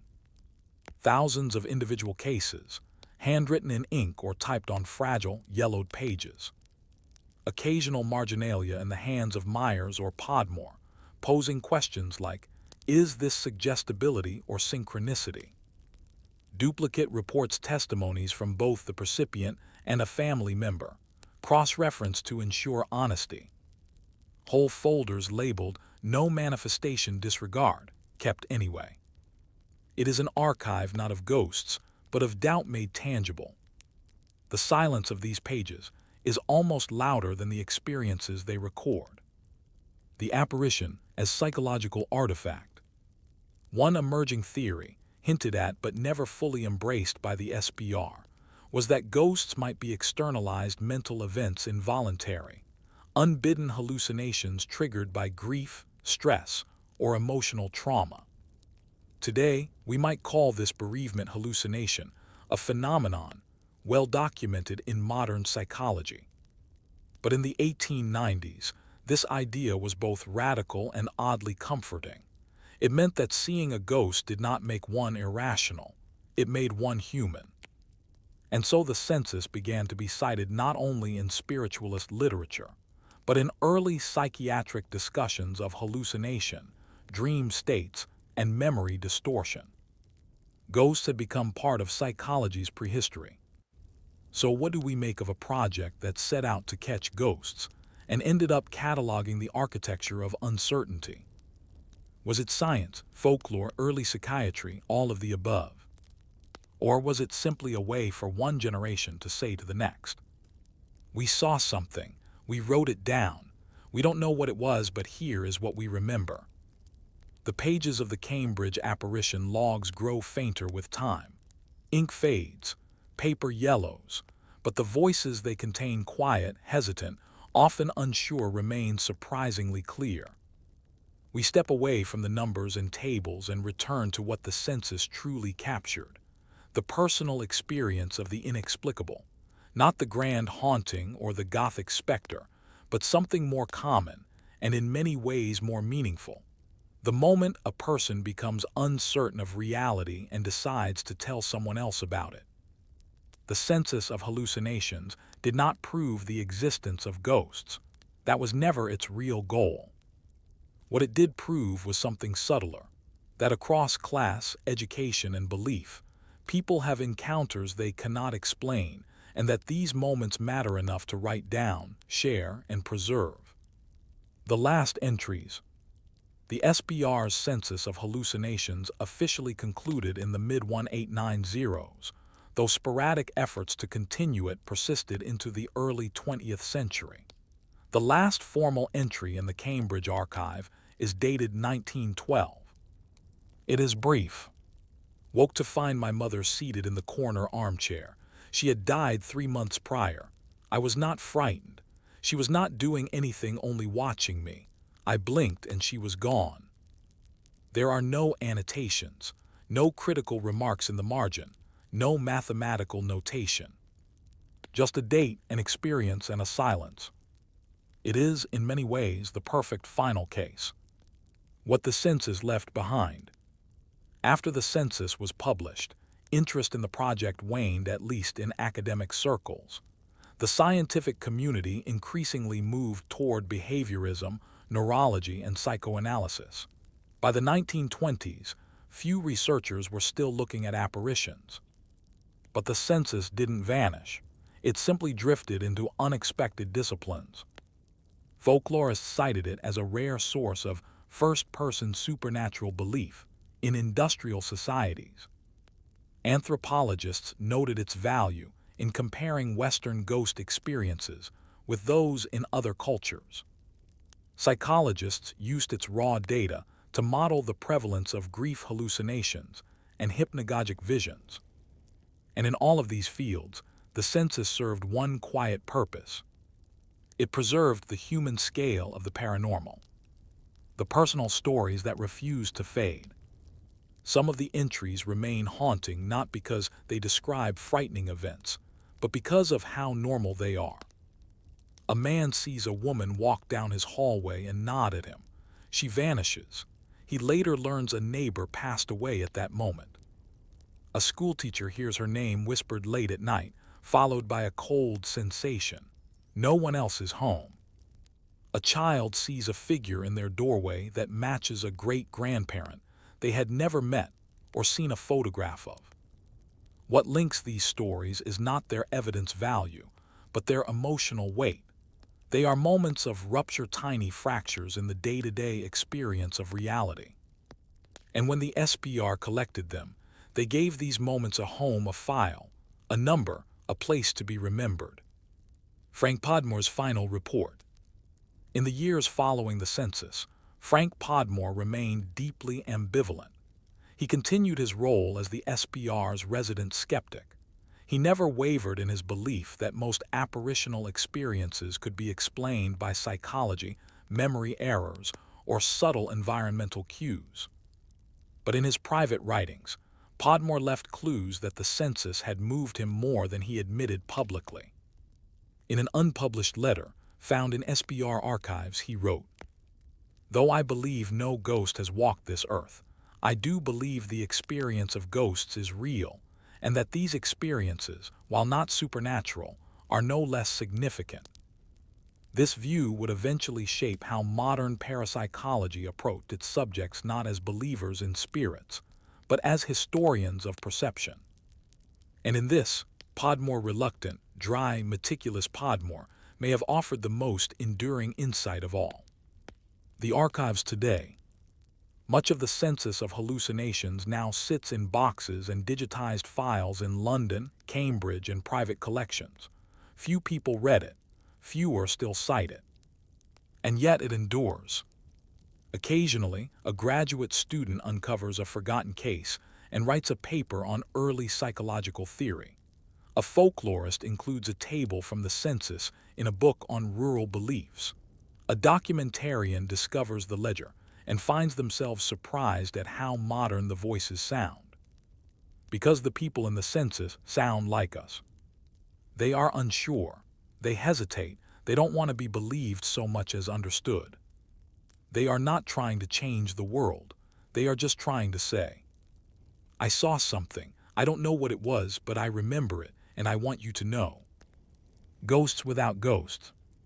In the end, the Cambridge apparition logs are not about proof. They are not about spirits. They are about cataloging the emotional margins of the rational world. They are about what happens when reason pauses, when silence grows heavy, when the edge of the familiar begins to tremble. They are about the stories that people carry, but rarely tell unless someone bothers to ask. And so the SPR did ask. And they wrote it all down. And though no ghost ever stepped out of the pages, something else did. A quiet, detailed portrait of how people endure the unexplained, and how, even in a world ruled by science and certainty, they continue to see something in the corner of the room. Which leaves us with one last question, the same one that likely hovered in the mind of every SPR researcher who ever opened a new case file. If we can't prove what people saw, but they saw it anyway, what does that say about the world they lived in? Story 4. When Ghosts Met Gaslight, Early Forensic Failures in Hauntings. It is a November evening in 1876. You are in a terraced house on a quiet street in London. The air is damp with fog. Inside, the flickering light from a gas lamp throws trembling shadows across the wallpaper. In the corner, an old woman cries out she's seen a man in her bedroom. But when her family rushes in, no one is there. They calm her down. Perhaps it was a dream. Perhaps she imagined it. But the next night it happens again. And again. Each time the story is the same. A man's figure half glimpsed standing by the dresser. It is a haunting. Or perhaps it is something much more mechanical. As cities industrialized and homes modernized, the ghosts of Britain changed with them. This story begins in the peculiar space between technological progress and sensory confusion, where the light of reason and the shadows of perception collided. Gaslight arrives and confusion follows. By the 1860s, gas lighting had become widespread in urban homes, replacing candles and oil lamps as the preferred source of illumination. It was brighter, steadier, and more convenient. But it was also inconsistent, prone to sudden flickers, hissing sounds, and subtle drafts caused by poor ventilation. Its flame could shift with wind or pressure changes, casting moving shadows across rooms. For people used to softer, more predictable lighting, gaslight introduced a new kind of unease. Curtains fluttered for no reason. Shadows bent and twisted. A small object left in an odd place could, under gaslight, resemble a figure crouching in the corner. Many early ghost sightings in the gaslit era began this way. And as reports of hauntings increased, so too did confusion about what exactly was being seen. The SPR investigates a flickering presence. In 1884, the Society for Psychical Research sent an investigator to the home of a widowed schoolteacher in Islington. She claimed to have seen the spirit of her late husband several times, always in the same spot, just before sleep. The investigator Frank Podmore arrived on a rainy Tuesday and conducted interviews, took notes, and made a floor plan. He found no signs of fraud, no creaky floorboards, no faulty locks. But he did find a wall-mounted gas sconce directly across from a wardrobe mirror. At certain times of day, the flicker of the flame created a moving reflection, shaped by a long overcoat hung on the back of the door. Podmore's report concluded, the figure, while sincerely perceived by the witness, is likely an involuntary interpretation of common visual stimuli under variable light. It was not a dismissal. It was a careful Victorian way of saying, she saw something, but it wasn't there. The invention of the shadow man. One of the most persistent themes in 19th century hauntings was the man-shaped shadow, tall, unmoving, faceless, often seen in bedrooms, frequently silent. These descriptions crop up across the SPR logs, personal letters, and spiritualist publications. They are eerily consistent. Today, we might recognize these accounts as episodes of sleep paralysis or misidentifications of objects in low light. But in Victorian England, the convergence of gaslight and Gothic imagination made such figures seem not only possible, but expected. A trembling curtain, a loosely hung coat, the reflection of a hat stand in a convex mirror, all could become, under the right emotional pressure, a visitor from the other side. And once seen, such figures were hard to unsee. Gas leaks and hallucinations. While flickering shadows could explain many visual apparitions, there was another, more serious cause for concern: gas leaks. Unventilated or faulty gas fixtures could release carbon monoxide and other toxic gases into the home. Symptoms of mild gas poisoning include headaches, dizziness, confusion, visual hallucinations, sensations of being watched, difficulty waking. It is no coincidence that many Victorian ghost stories include phrases like, I felt heavy, as if unable to move. My head ached, and then the room seemed to shimmer. I heard voices, though the room was empty. These are not spiritual encounters. These are mild carbon monoxide poisoning events, entirely invisible to both observer and investigator. And since gas lighting was a sign of progress, few people wanted to question its presence. Instead, they blamed the strange feelings on the other invisible thing they knew of: ghosts. The limits of early forensics. The SBR, to their credit, tried to account for environmental factors when investigating hauntings. They brought thermometers, barometers, and, in one case, a primitive air pump to test air flow in a sealed room. But gas testing was not yet standard. Toxicology was in its infancy. Most SBR investigators were philosophers or clergymen, not chemists. And so many early reports of apparitions failed to account for poisoned air, optical illusion, and neurological phenomena. It wasn't laziness. It was simply the limit of available tools. This led to reports that read: subject saw a glowing face in the hallway. No source of light found. However, the gas lamp in the adjacent room hissed audibly throughout the night. It is possible today to read these cases with a different lens, one that understands how the technologies of modernity created new kinds of ghost stories, not because people were ignorant, but because the changes outpaced the explanations. The haunting power of the almost explained. What makes these stories endure is not their supernatural content, but their plausibility. They are rarely dramatic. They are not filled with screams or glowing eyes. Instead, they are quiet disturbances. A light that flickers when no one is near it. A sense of movement just outside vision. A silhouette that dissolves when approached. These are things many people have experienced. And even now, when we know about visual misperception, environmental poisoning, and the quirks of gaslight, we still feel unsettled by them. Because the haunting does not come from what is seen. It comes from what is nearly seen. The shadow that seems to wait.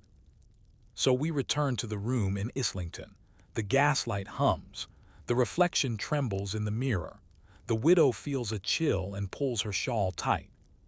She believes her husband has returned. But perhaps, just perhaps, he never left. He was there all along, shaped in shadow by the tools of progress and the power of memory. Imagine a dim room with velvet drapes drawn against the fog. The only sound is the faint hiss of the gas lamp.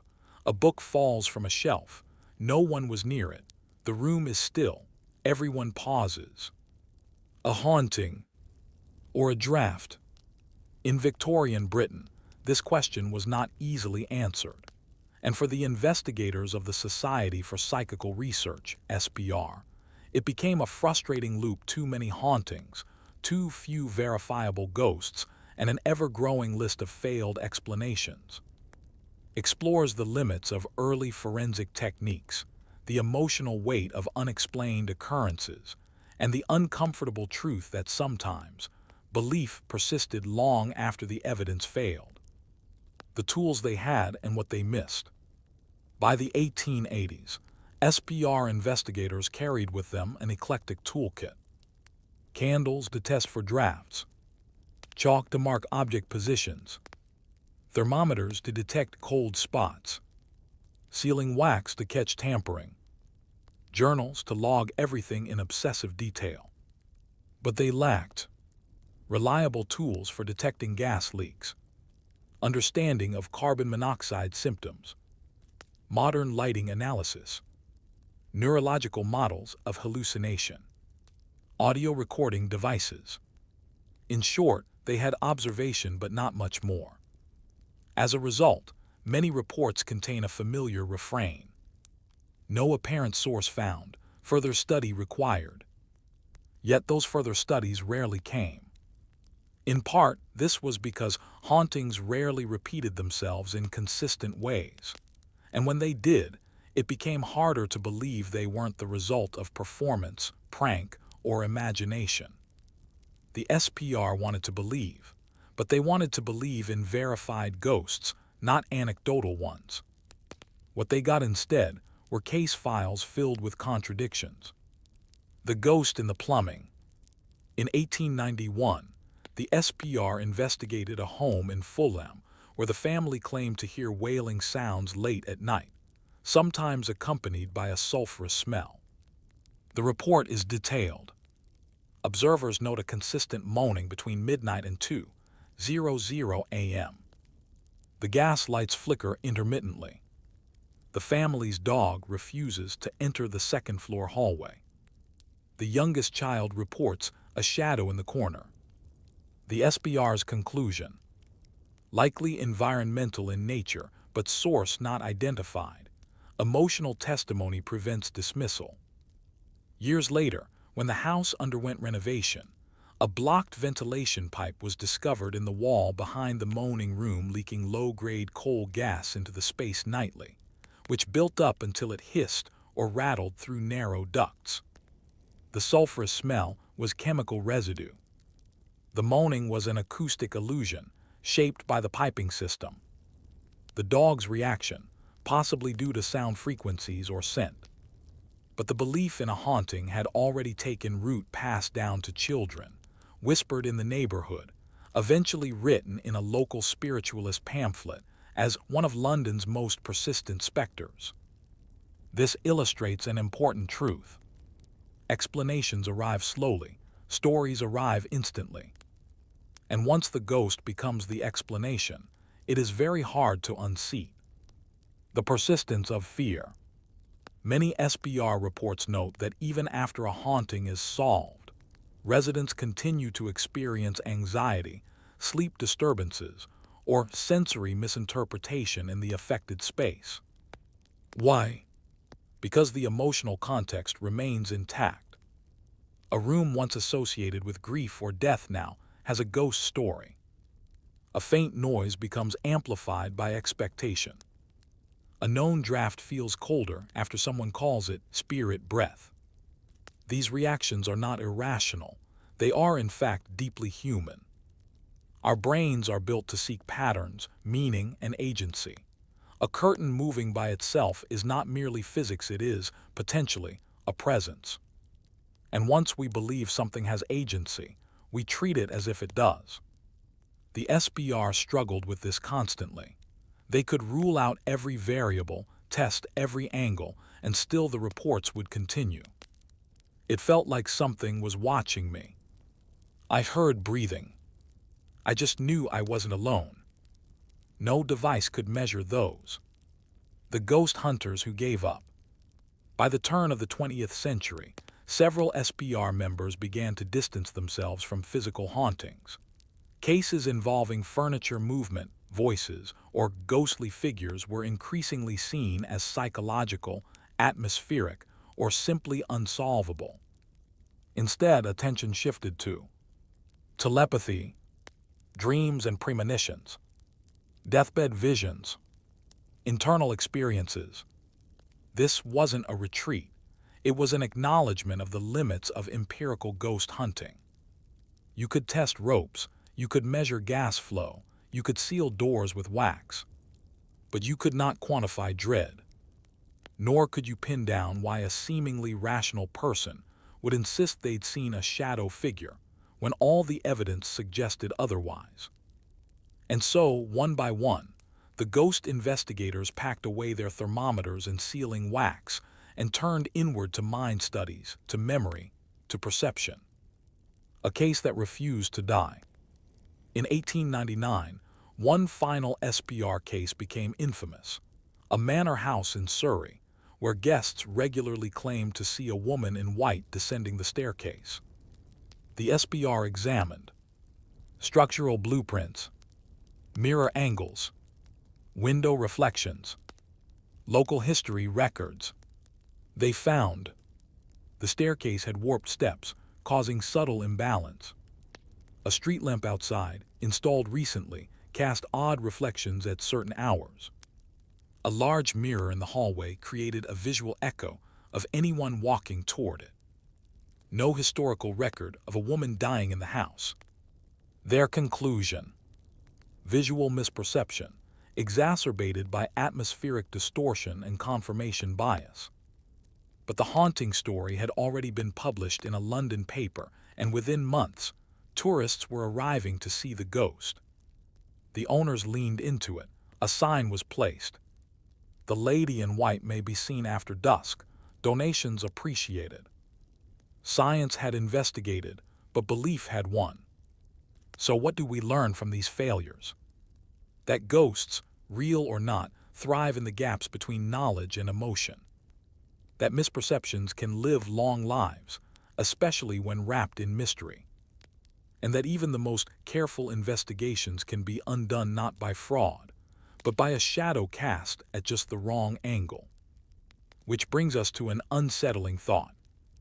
If we can explain most ghosts with drafts and gas leaks, why do the stories still make our hearts race? The gaslight flickers. The wallpaper patterns shift just slightly in the low, golden glow. You blink and for a second, just a second, you could swear someone is standing at the end of the hallway. But when you look again, the space is empty. This moment, this uncertain pause between perception and reality, is where most hauntings live not in the ghost, but in the glance. As we reach the end of this story, we step into a broader reflection. What did all the failures, near misses, and misinterpretations of the gaslight era really teach us? What did the Society for Psychical Research, despite their sincere methods and constant setbacks, manage to illuminate about how we see the world and how we misunderstand it? The ghost as misfiring vision. One of the SPR's most reluctant but lasting contributions to psychical research was the slow, careful acknowledgement that many hauntings, perhaps most, were the result of normal perceptual errors, made under unusual conditions. These errors had a pattern: dim or inconsistent lighting, especially gaslight; high emotional stress or recent bereavement; fatigue or illness; unusual acoustics in old homes; environmental factors, drafts, creaks, mold, chemical fumes. But perhaps more importantly, these hauntings followed a psychological pattern. The sense of being watched, movement glimpsed in peripheral vision, sudden chills or energy shifts, a particular room or object developing a reputation. These were not signs of the supernatural. They were the body reacting to uncertainty, to flickering shadows, odd sounds, and emotional cues. In fact, much of what the Victorians attributed to spirits, modern neuroscience attributes to predictive processing, the brain's tendency to fill in gaps when sensory input is unclear. When you're in a dim room and feel uneasy, your brain becomes hypersensitive. A shadow might be mistaken for a person. A creak becomes a whisper. A memory becomes a vision. The SBR didn't have the words for this, but their logs were full of evidence. The role of belief. Though many in the SBR were skeptical of spiritual explanations, they could not ignore the persistence of belief among witnesses even after plausible explanations were offered. A homeowner would be told that the strange moaning came from the wind in a pipe. Still, they would not enter the room after dark. A woman would accept that her vision of a shadow figure was likely a hallucination, but she would still avoid mirrors for weeks. Why? Because belief doesn't operate on rational evidence alone. It operates on emotional safety, on context, and on social reinforcement. This is one reason why even scientifically debunked hauntings continued to circulate in newspapers and conversation. Once a space becomes reputedly haunted, every creak or chill becomes part of the story. And as the SBR discovered, even people who claim not to believe often experience strange sensations after hearing a ghost story associated with a place. This wasn't manipulation, it was priming. And gaslight, with its warmth and instability, became the perfect atmosphere for such stories to take hold. When the light lies, we often associate light with clarity, with truth. But gaslight introduced something new into domestic spaces: visible unreliability. flames that danced without wind, shadows that crawled across the floor, mirrors that warped reflections, sounds amplified by hollow pipes in walls. And because gaslight was an innovation, an emblem of modernity, people trusted it. They didn't yet understand how it distorted space and color, nor did they know that prolonged exposure to low levels of gas could create low-level hypoxia, leading to disorientation and mild hallucinations. The SBR's investigations into visual anomalies in gaslit homes hinted at this. They noted that certain rooms produced more reports of ghostly phenomena, especially in houses with poor ventilation or inconsistent gas flow. But they lacked the chemistry to test it. It wasn't until decades later that researchers realized the very light that was supposed to illuminate the truth may have created the illusion instead. The legacy of ghosts that were. While the SBR never caught a ghost in scientific terms, their legacy in these early forensic failures was far from meaningless. They taught future generations how to document subjective experience without rushing to conclusion, consider environmental and psychological variables in unexplained phenomena, accept ambiguity as a legitimate result. In this sense, they laid the groundwork not just for parapsychology, but for fields as varied as environmental psychology, perception studies, neurology of hallucinations, anthropology of belief. Because sometimes, studying the things that aren't there tells us more than studying what is. Final reflections in a flickering room. Picture the Victorian investigator at work. He carries a notebook, a thermometer, and a long patience for silence. He is not looking for drama. He is looking for something that cannot quite be explained. And though the ghost rarely shows itself, something is always found. A faulty lamp, a drafty corridor, a widow's grief. In the end, the haunting may not be in the room, but in the people who live there. The ghost is not proof. It is a placeholder. It waits where understanding has not yet arrived. So as we leave the gaslit drawing rooms behind, one question remains suspended in the warm, flickering air. When the light casts a shadow and we mistake it for a man, is it the light that lies or the mind that insists on seeing someone there? Story 5, The Accidental Medium, How Florence Cook Became a Scientific Puzzle. The parlor is quiet. Heavy drapes block the light from the street. A bell hangs from a thread. A cabinet sits in the corner draped in black cloth, barely large enough to hold a single-seated person. It is 1872. The audience, a mix of London's curious upper-middle class, sits with folded hands and upright posture.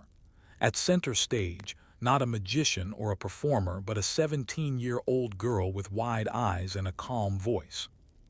Her name is Florence Cook. In a moment she will enter the cabinet.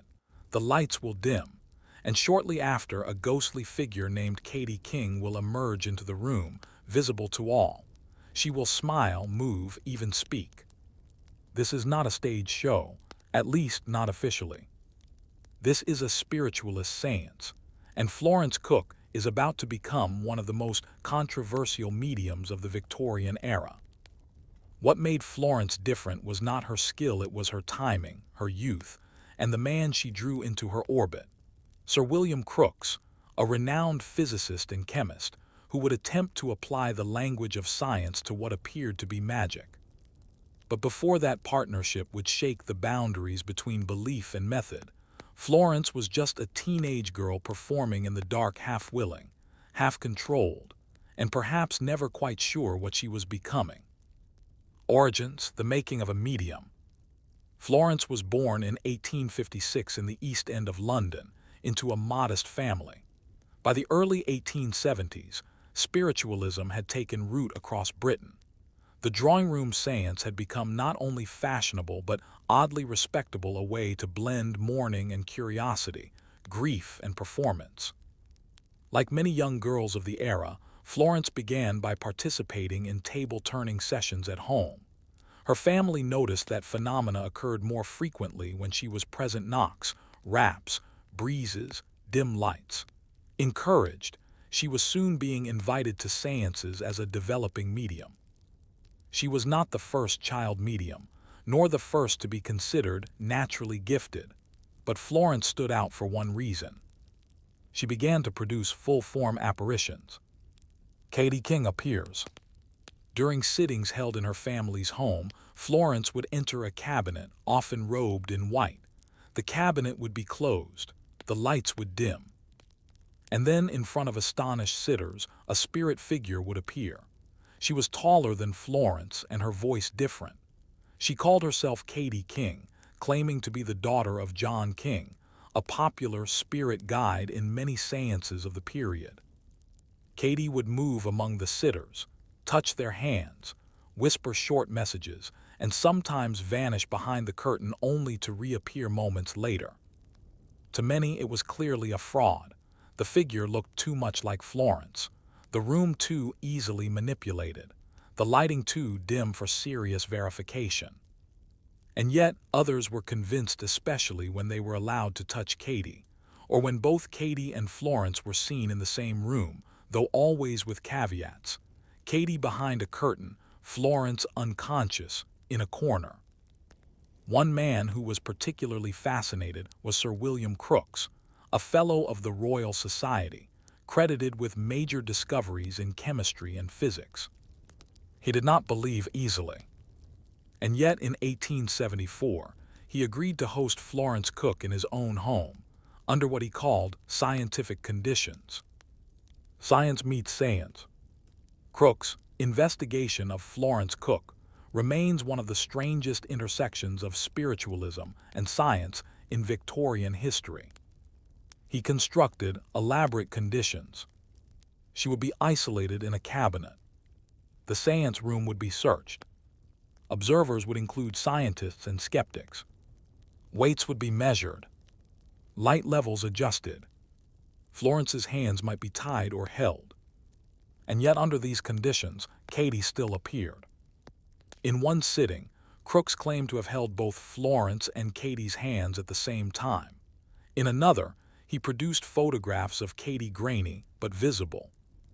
Crookes insisted the phenomena were real, or at least not explained by deception alone.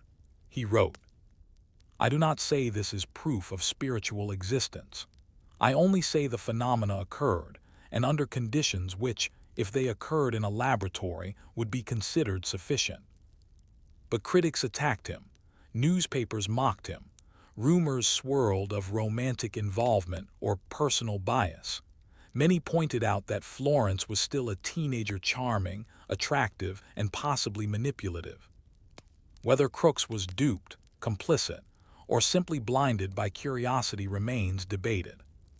But his credibility gave Florence a kind of scientific cover that most mediums never enjoyed. And for a time, she became the most famous spirit medium in Britain.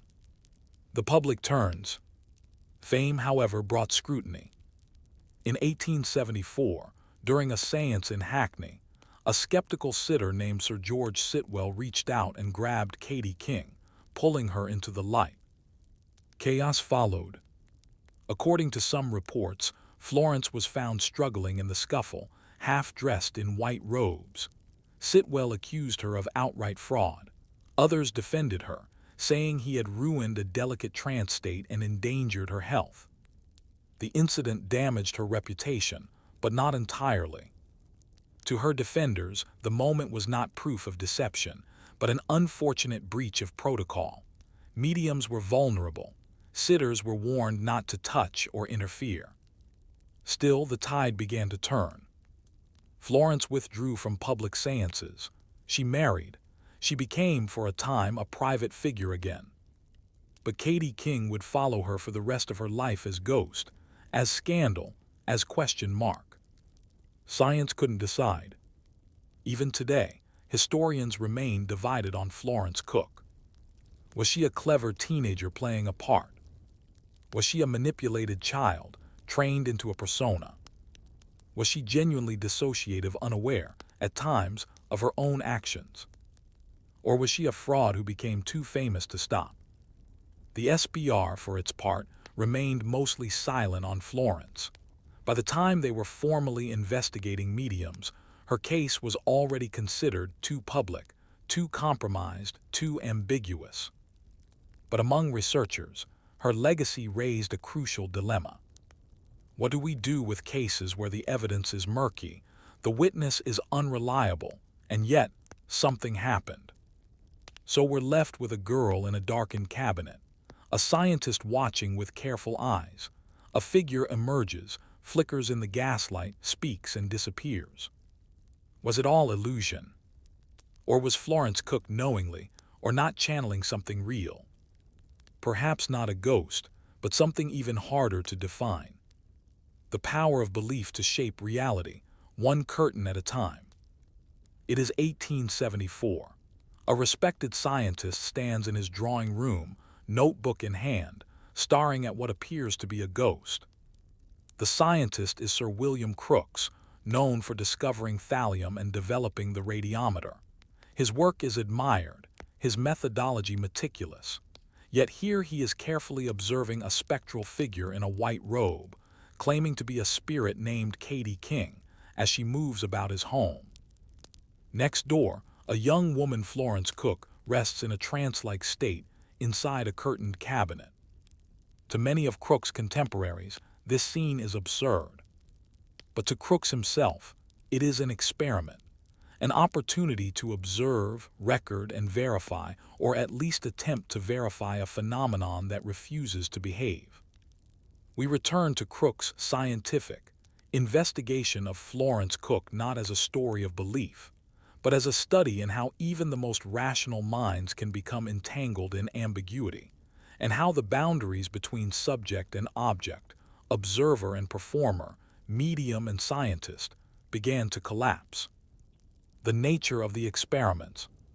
Crookes' sessions with Florence took place in his own home, under conditions he described as controlled. Florence would be examined before and after each séance. The room would be arranged by Crookes himself. Witnesses, often other scientists or members of the Society for Psychical Research, would be present. Light levels would be adjusted to allow observation without disrupting the trance. At the core of the experiments was the appearance of Katie King, who manifested as a full-bodied figure, solid, visible, able to move freely. Katie would emerge from behind the cabinet curtain, sometimes only moments after Florence had entered it and appeared to lose consciousness. She would walk around the room, converse briefly, allow sitters to touch her hands or garments, pose for photographs, which Crookes took himself using long exposures. Florence, meanwhile, remained inside the cabinet, presumably still in trance.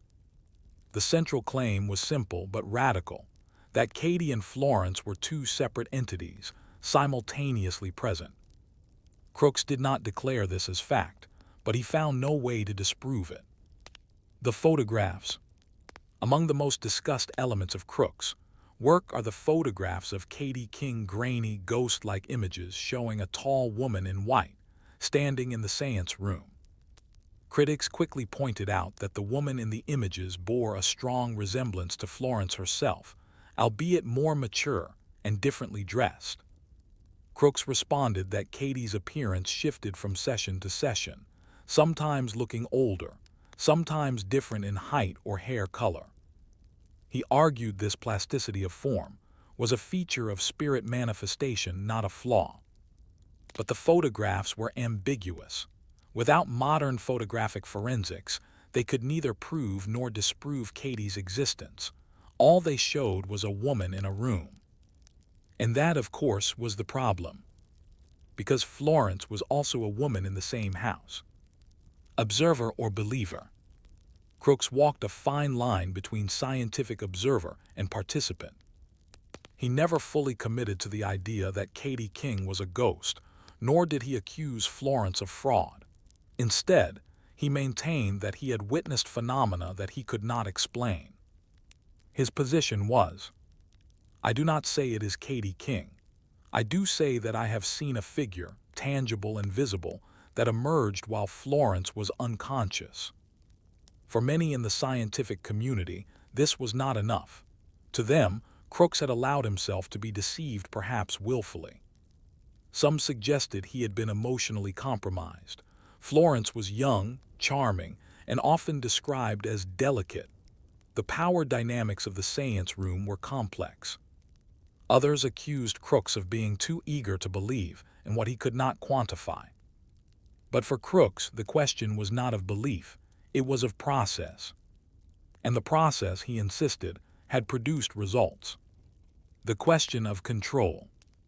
One of the SPR's later insights into mediumship was the concept of partial dissociation, the idea that a medium could enter an altered state where actions were performed unconsciously, without deliberate deceit. This offered a compromise between fraud and true spiritual contact. Could Florence, under the pressures of expectation, ritual, and suggestion, have unconsciously created the persona of Katie King, then embodied her in full? Could she, through costume, voice, and behavior, have split herself into two roles? If so, Crookes may not have witnessed a ghost, but rather a rare form of self-hypnosis, an early glimpse into what we would now call dissociative identity phenomena. This explanation preserves Florence's sincerity while accounting for the inconsistency of the phenomena. But it does not account for the photographs, or the times when Katie and Florence were allegedly seen side by side. Which brings us to the possibility no one wanted to admit, that Florence sometimes faked the appearances and sometimes believed them herself. After the curtain closed, following her seances with Crookes, Florence's public career declined. She married, stepped away from mediumship, and avoided further scientific attention. Katie King, however, lingered. Other mediums claimed to channel her. She appeared in seances in the United States through women who had never met Florence. Katie became less a spirit and more a brand, a familiar ghost with a backstory and a personality, a kind of Victorian mythological figure. But the original relationship between Florence and Katie, Crookes and the cabinet, remained singular. In one letter, Crookes reflected, "Whether she was spirit or woman, the figure that emerged was undeniable. I leave it to others to interpret what I saw." It is a rare statement of humility from a scientist who had once declared chemical formulas with certainty. Because in the seance room, certainty was the one thing never guaranteed. So what do we make of the ghost that looked like a girl, or the girl who may have become her own ghost? Florence Cook was not the first medium to conjure spirits, but she may have been the first to become inseparable from the one she conjured. And Crookes, despite all his training, was perhaps not watching a phenomenon, but a person becoming an idea. Which leaves us with a question that no investigation, photograph, or cabinet has ever answered. If the ghost is made of flesh, and the girl believes she is no longer herself, how do we know who has truly appeared? The curtains have long since been drawn back, the gas lamps extinguished, the guests have gone home, the photographs sit in faded albums, rarely touched. Florence Cook left the seance room behind decades before her death in 1904, but the figure she helped create, Katie King, remained behind, not as a spirit but as a problem, a case, a riddle. What made the Cook-King affair so enduring was not that it proved anything, but that it refused to resolve. It remains, even today, one of the most debated chapters in the history of spiritualism. And it all revolves around a few fragile facts. A teenage girl who produced a spirit in a cabinet. A world-renowned scientist who believed he could test the supernatural. A ghost who posed for photographs. What survives is not certainty, but ambiguity, and in that ambiguity, a very modern lesson about belief, skepticism, and the human desire to be taken seriously, even when what you're saying sounds impossible. Florence's final years, silence and separation.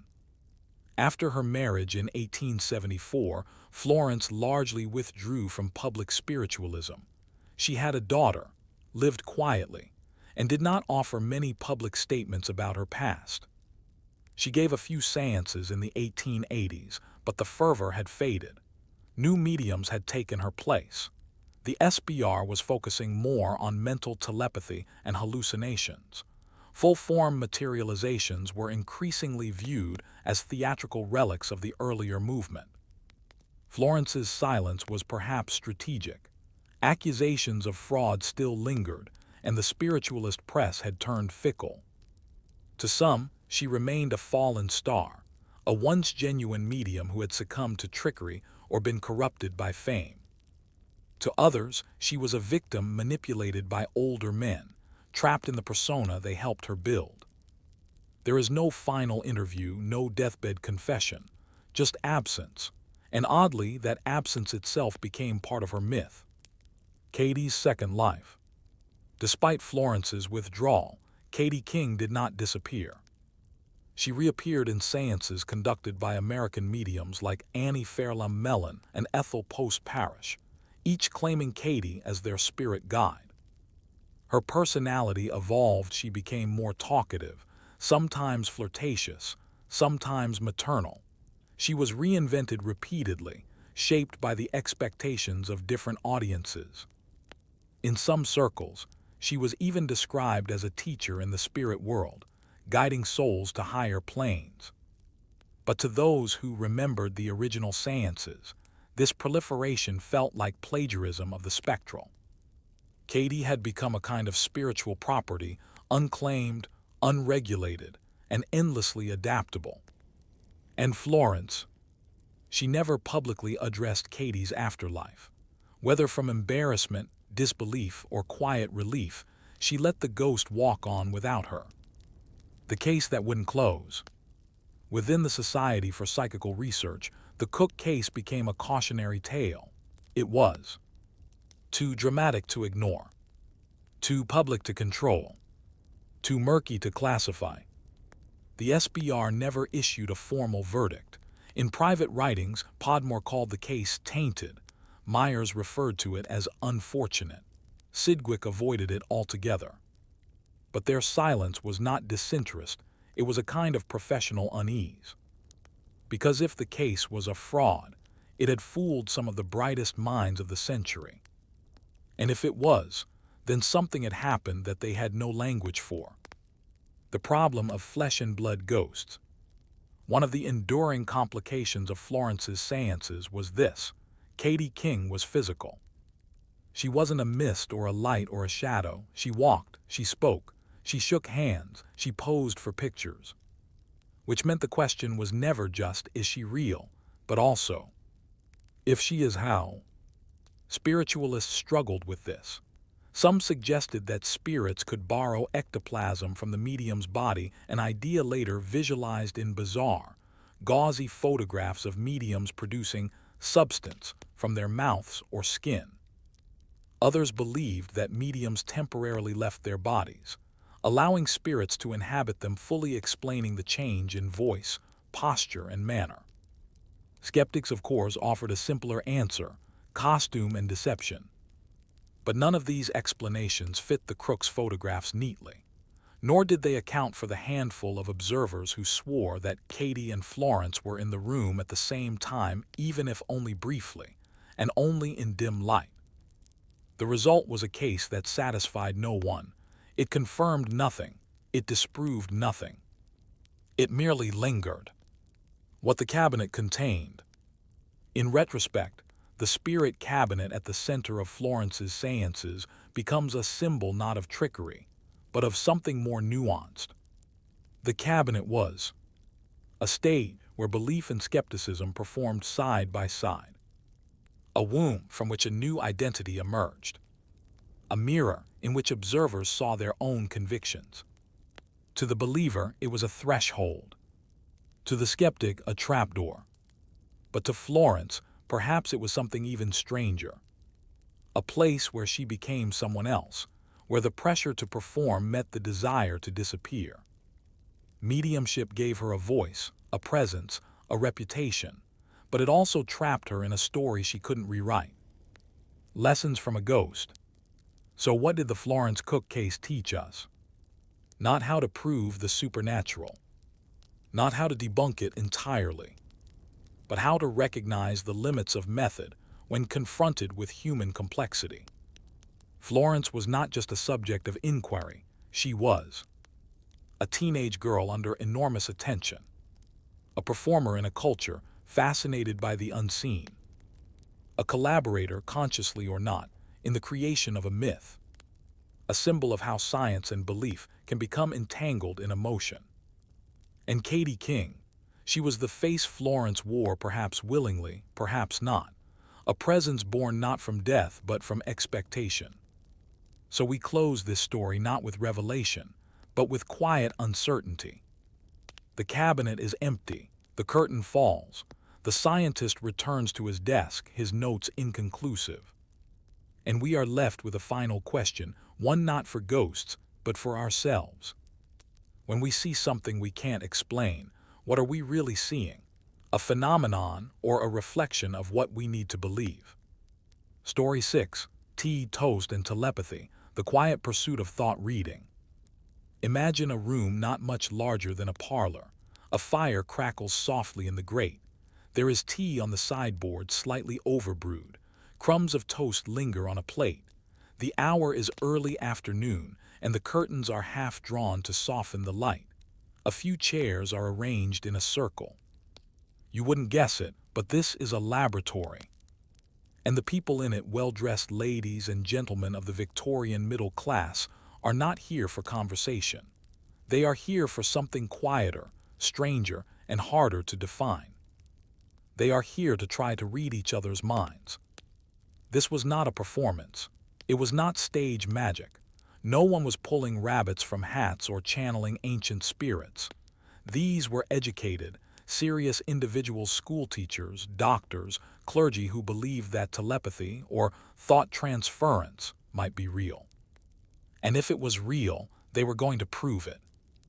Over tea and toast, they passed sealed envelopes, drew simple sketches, and tried to guess the contents. They attempted to send thoughts across the room without speaking. They recorded impressions, feelings, fleeting images. And they wrote everything down. This is the story of one of history's most politely obsessive pursuits, the domestic investigation of the mind's reach, and how, long before the age of brain scans or quantum metaphors, a generation of quiet thinkers believed that something unspoken connected us all if only they could find a way to measure it. The birth of a gentle science. The Victorian fascination with the paranormal was not limited to ghosts and table rapping. By the 1880s, there was growing interest in the psychological and cognitive aspects of unexplained phenomena. One term came to dominate this line of inquiry: thought transference. Unlike physical manifestations, levitating objects, or spirit apparitions, thought transference was subtle. It required no medium, no spirits, no rituals. Just two minds, a quiet room, and concentration. The Society for Psychical Research, SPR, founded in 1882, took the study seriously. While many early SPR investigations focused on hauntings and apparitions, a dedicated group began conducting telepathy experiments. They were driven by one question: can one person perceive the thoughts or mental images of another without the use of known senses? In other words, can we talk to each other with our minds? To answer this, they needed subjects, protocols, and a setting where distractions were minimal. They turned naturally to their drawing rooms. The thought-reading tea party. Typical experiments looked something like this. Two participants, often friends or spouses, would sit facing away from each other. One person, the agent, would concentrate on a simple image: a playing card, a geometric shape, a short word. The other, the percipient, would relax and try to receive the thought, then draw or describe whatever came to mind.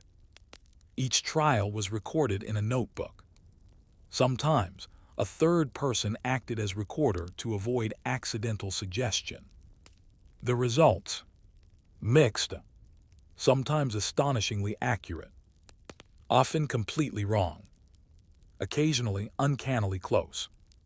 A famous early experiment involved the drawing of simple figures. In one case, an agent focused on a five-pointed star. The percipient drew a flower with 5 petals. In another, a focused triangle produced a result that looked like a tent or pyramid.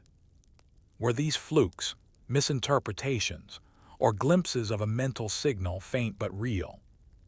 The SBR did not claim certainty, but they were methodical, and over time, patterns began to emerge. Trials, errors, and tedious detail. Unlike dramatic seance phenomena, thought transference experiments were deeply boring to observe. A typical session involved silence lasting several minutes, repeated instructions to concentrate, long pages of mismatched results, endless control trials to rule out cheating. The people involved were not fringe mystics. They were professors, clergy, housewives, ordinary people curious about the edges of their own minds. In 1884, the SPR published its first report on thought transference, detailing over 2,000 experiments conducted over several years. The document is a masterclass in restraint. The statistical probability of the correct guesses exceeds chance at a significant level, though the margin is not sufficient to infer a force with confidence. In plain terms, they weren't sure, but they weren't ready to give up either. Because sometimes, a drawing of a house really did match the unseen image of a house. Sometimes a guessed word was the right word. And sometimes two people just knew. Why it mattered. What made telepathy so compelling, especially to the Victorian mind, was that it seemed to promise a non-spiritual, testable pathway to something extraordinary. It wasn't about ghosts, it was about connection. Could mothers sense distress in their children from afar? Could identical twins share thoughts without speaking? Could emotional closeness transmit ideas? These weren't just questions for science, they were personal. Telepathy experiments often involved people who knew and trusted each other deeply. And when results were positive, it seemed to confirm something intimate about the human bond. To believe in telepathy was, in a sense, to believe that no one is ever truly alone. And for many Victorians, that was a profoundly comforting idea. The ghost of a thought. As we close this section, we return to the drawing room. There is no drama here, no ectoplasm, no floating trumpets. Just a woman sitting still, eyes closed. Across from her, a friend holding a card with a simple shape, a circle inside a square. The woman hesitates, then she draws, a square not quite straight, inside it a sun or a circle or something else. It's close, not exact, but close enough to make you wonder. Not about magic, but about minds, and how, even in silence, we might be reaching for each other. Which leaves us with a question. If a thought leaves your mind, where does it go? It's 1886, and the SPR has just published its most ambitious and controversial book to date. Its title, Phantasms of the Living. Its length, over 1,300 pages. Its subject, stories of telepathy, apparitions, and moments of inexplicable connection between people, often across great distances, usually at the exact moment of crisis, death, or trauma. This massive volume attempted something no one had done before, to document, categorize, and analyze telepathic events as if they were data. But beneath the case studies and statistics lay a deeper belief, that the mind could leave footprints, and that those footprints might sometimes be seen, heard, or even felt by others. Telepathy was no longer just a parlor experiment. It had become a research frontier. We follow the efforts of the SBR and its early investigators as they tried to turn thought transference into science, a quiet, methodical science born not in laboratories, but in living rooms and letters, tea shops and lecture halls. And all along, one question haunted their efforts. If people really could send thoughts, why wasn't it happening all the time? Thought transference as data. The early SPR researchers, especially Edmund Gurney, Frederick Myers, and Frank Podmore, were meticulous. They were collecting more than seance anecdotes or ghost sightings. They were gathering spontaneous telepathic experiences. A mother who sees her son's accident in a vision miles away. A wife who hears her husband's voice in a dream the moment he dies at sea. A child who wakes suddenly and describes a relative's death before news arrives. Gurney and his colleagues didn't just record the stories, they graded and categorized them. They developed what we now call a taxonomy. Type I, dream-based impressions. Type II, waking hallucinations. Type III, emotional impressions without visuals. Type IV, collective percipience, where two or more people reported the same experience independently. They analyzed timing, distance, and emotional closeness between the people involved. And they weren't chasing ghosts, they were hunting patterns. In a 19th century world increasingly ruled by statistics, data tables, and method, the SPR was attempting to build a case for the extraordinary using the ordinary tools of science. Early critics and the burden of proof. The problem was that most of these cases were anecdotal. Few could be independently verified. Memory was malleable. Coincidence was common. Skeptics like physiologist George Romans and psychologist Joseph Jastrow dismissed the entire effort as a well-meaning fantasy.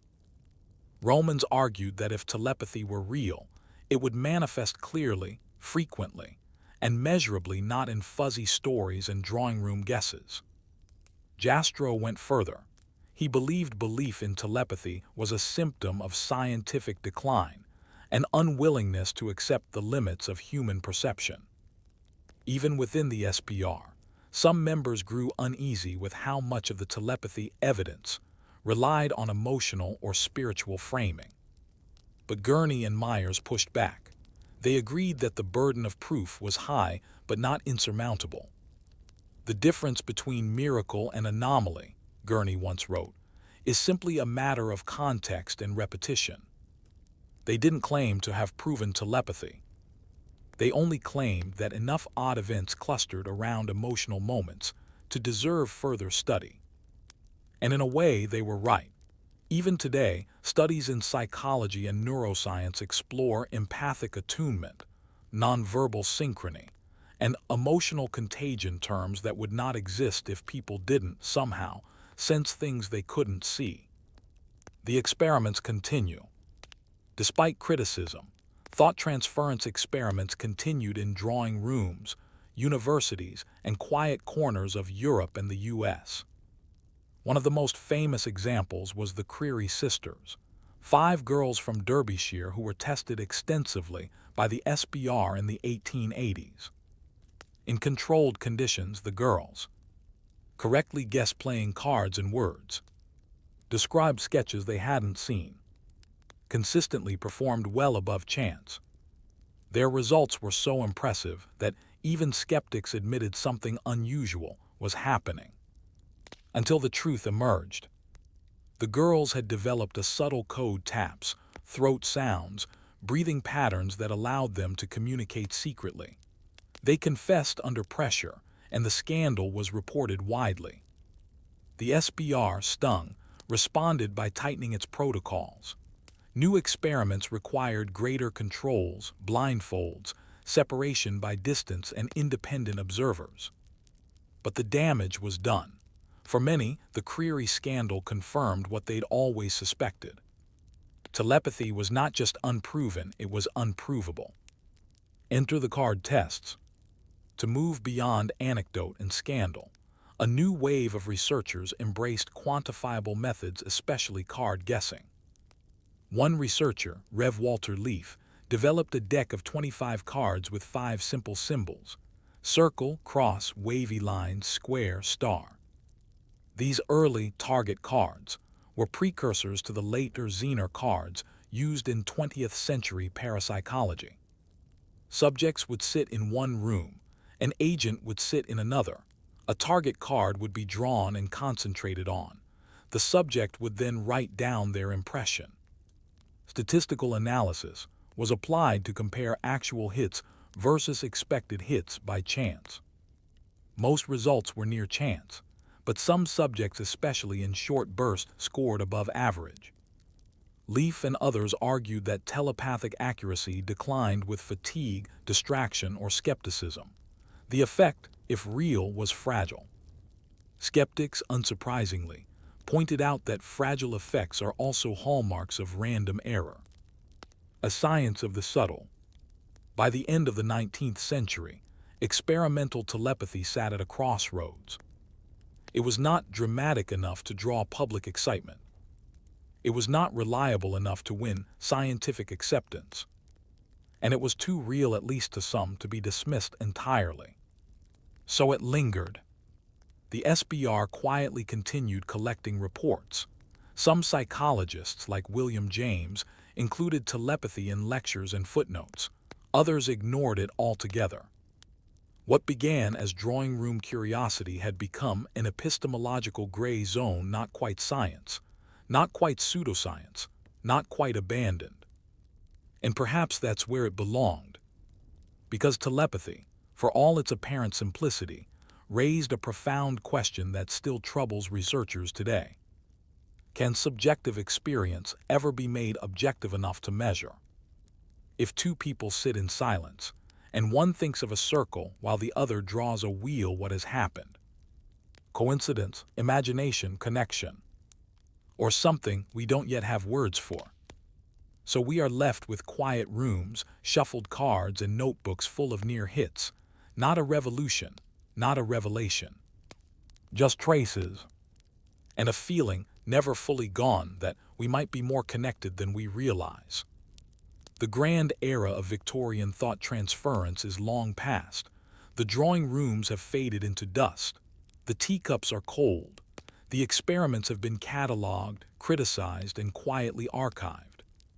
But the idea that one mind might reach another without sound, sight, or signal still refuses to vanish. It remains a whisper in the back of the human psyche, a question that refuses to resolve. We trace the afterlife of telepathy, how it evolved, where it went, and why, even today, the idea has never quite been buried.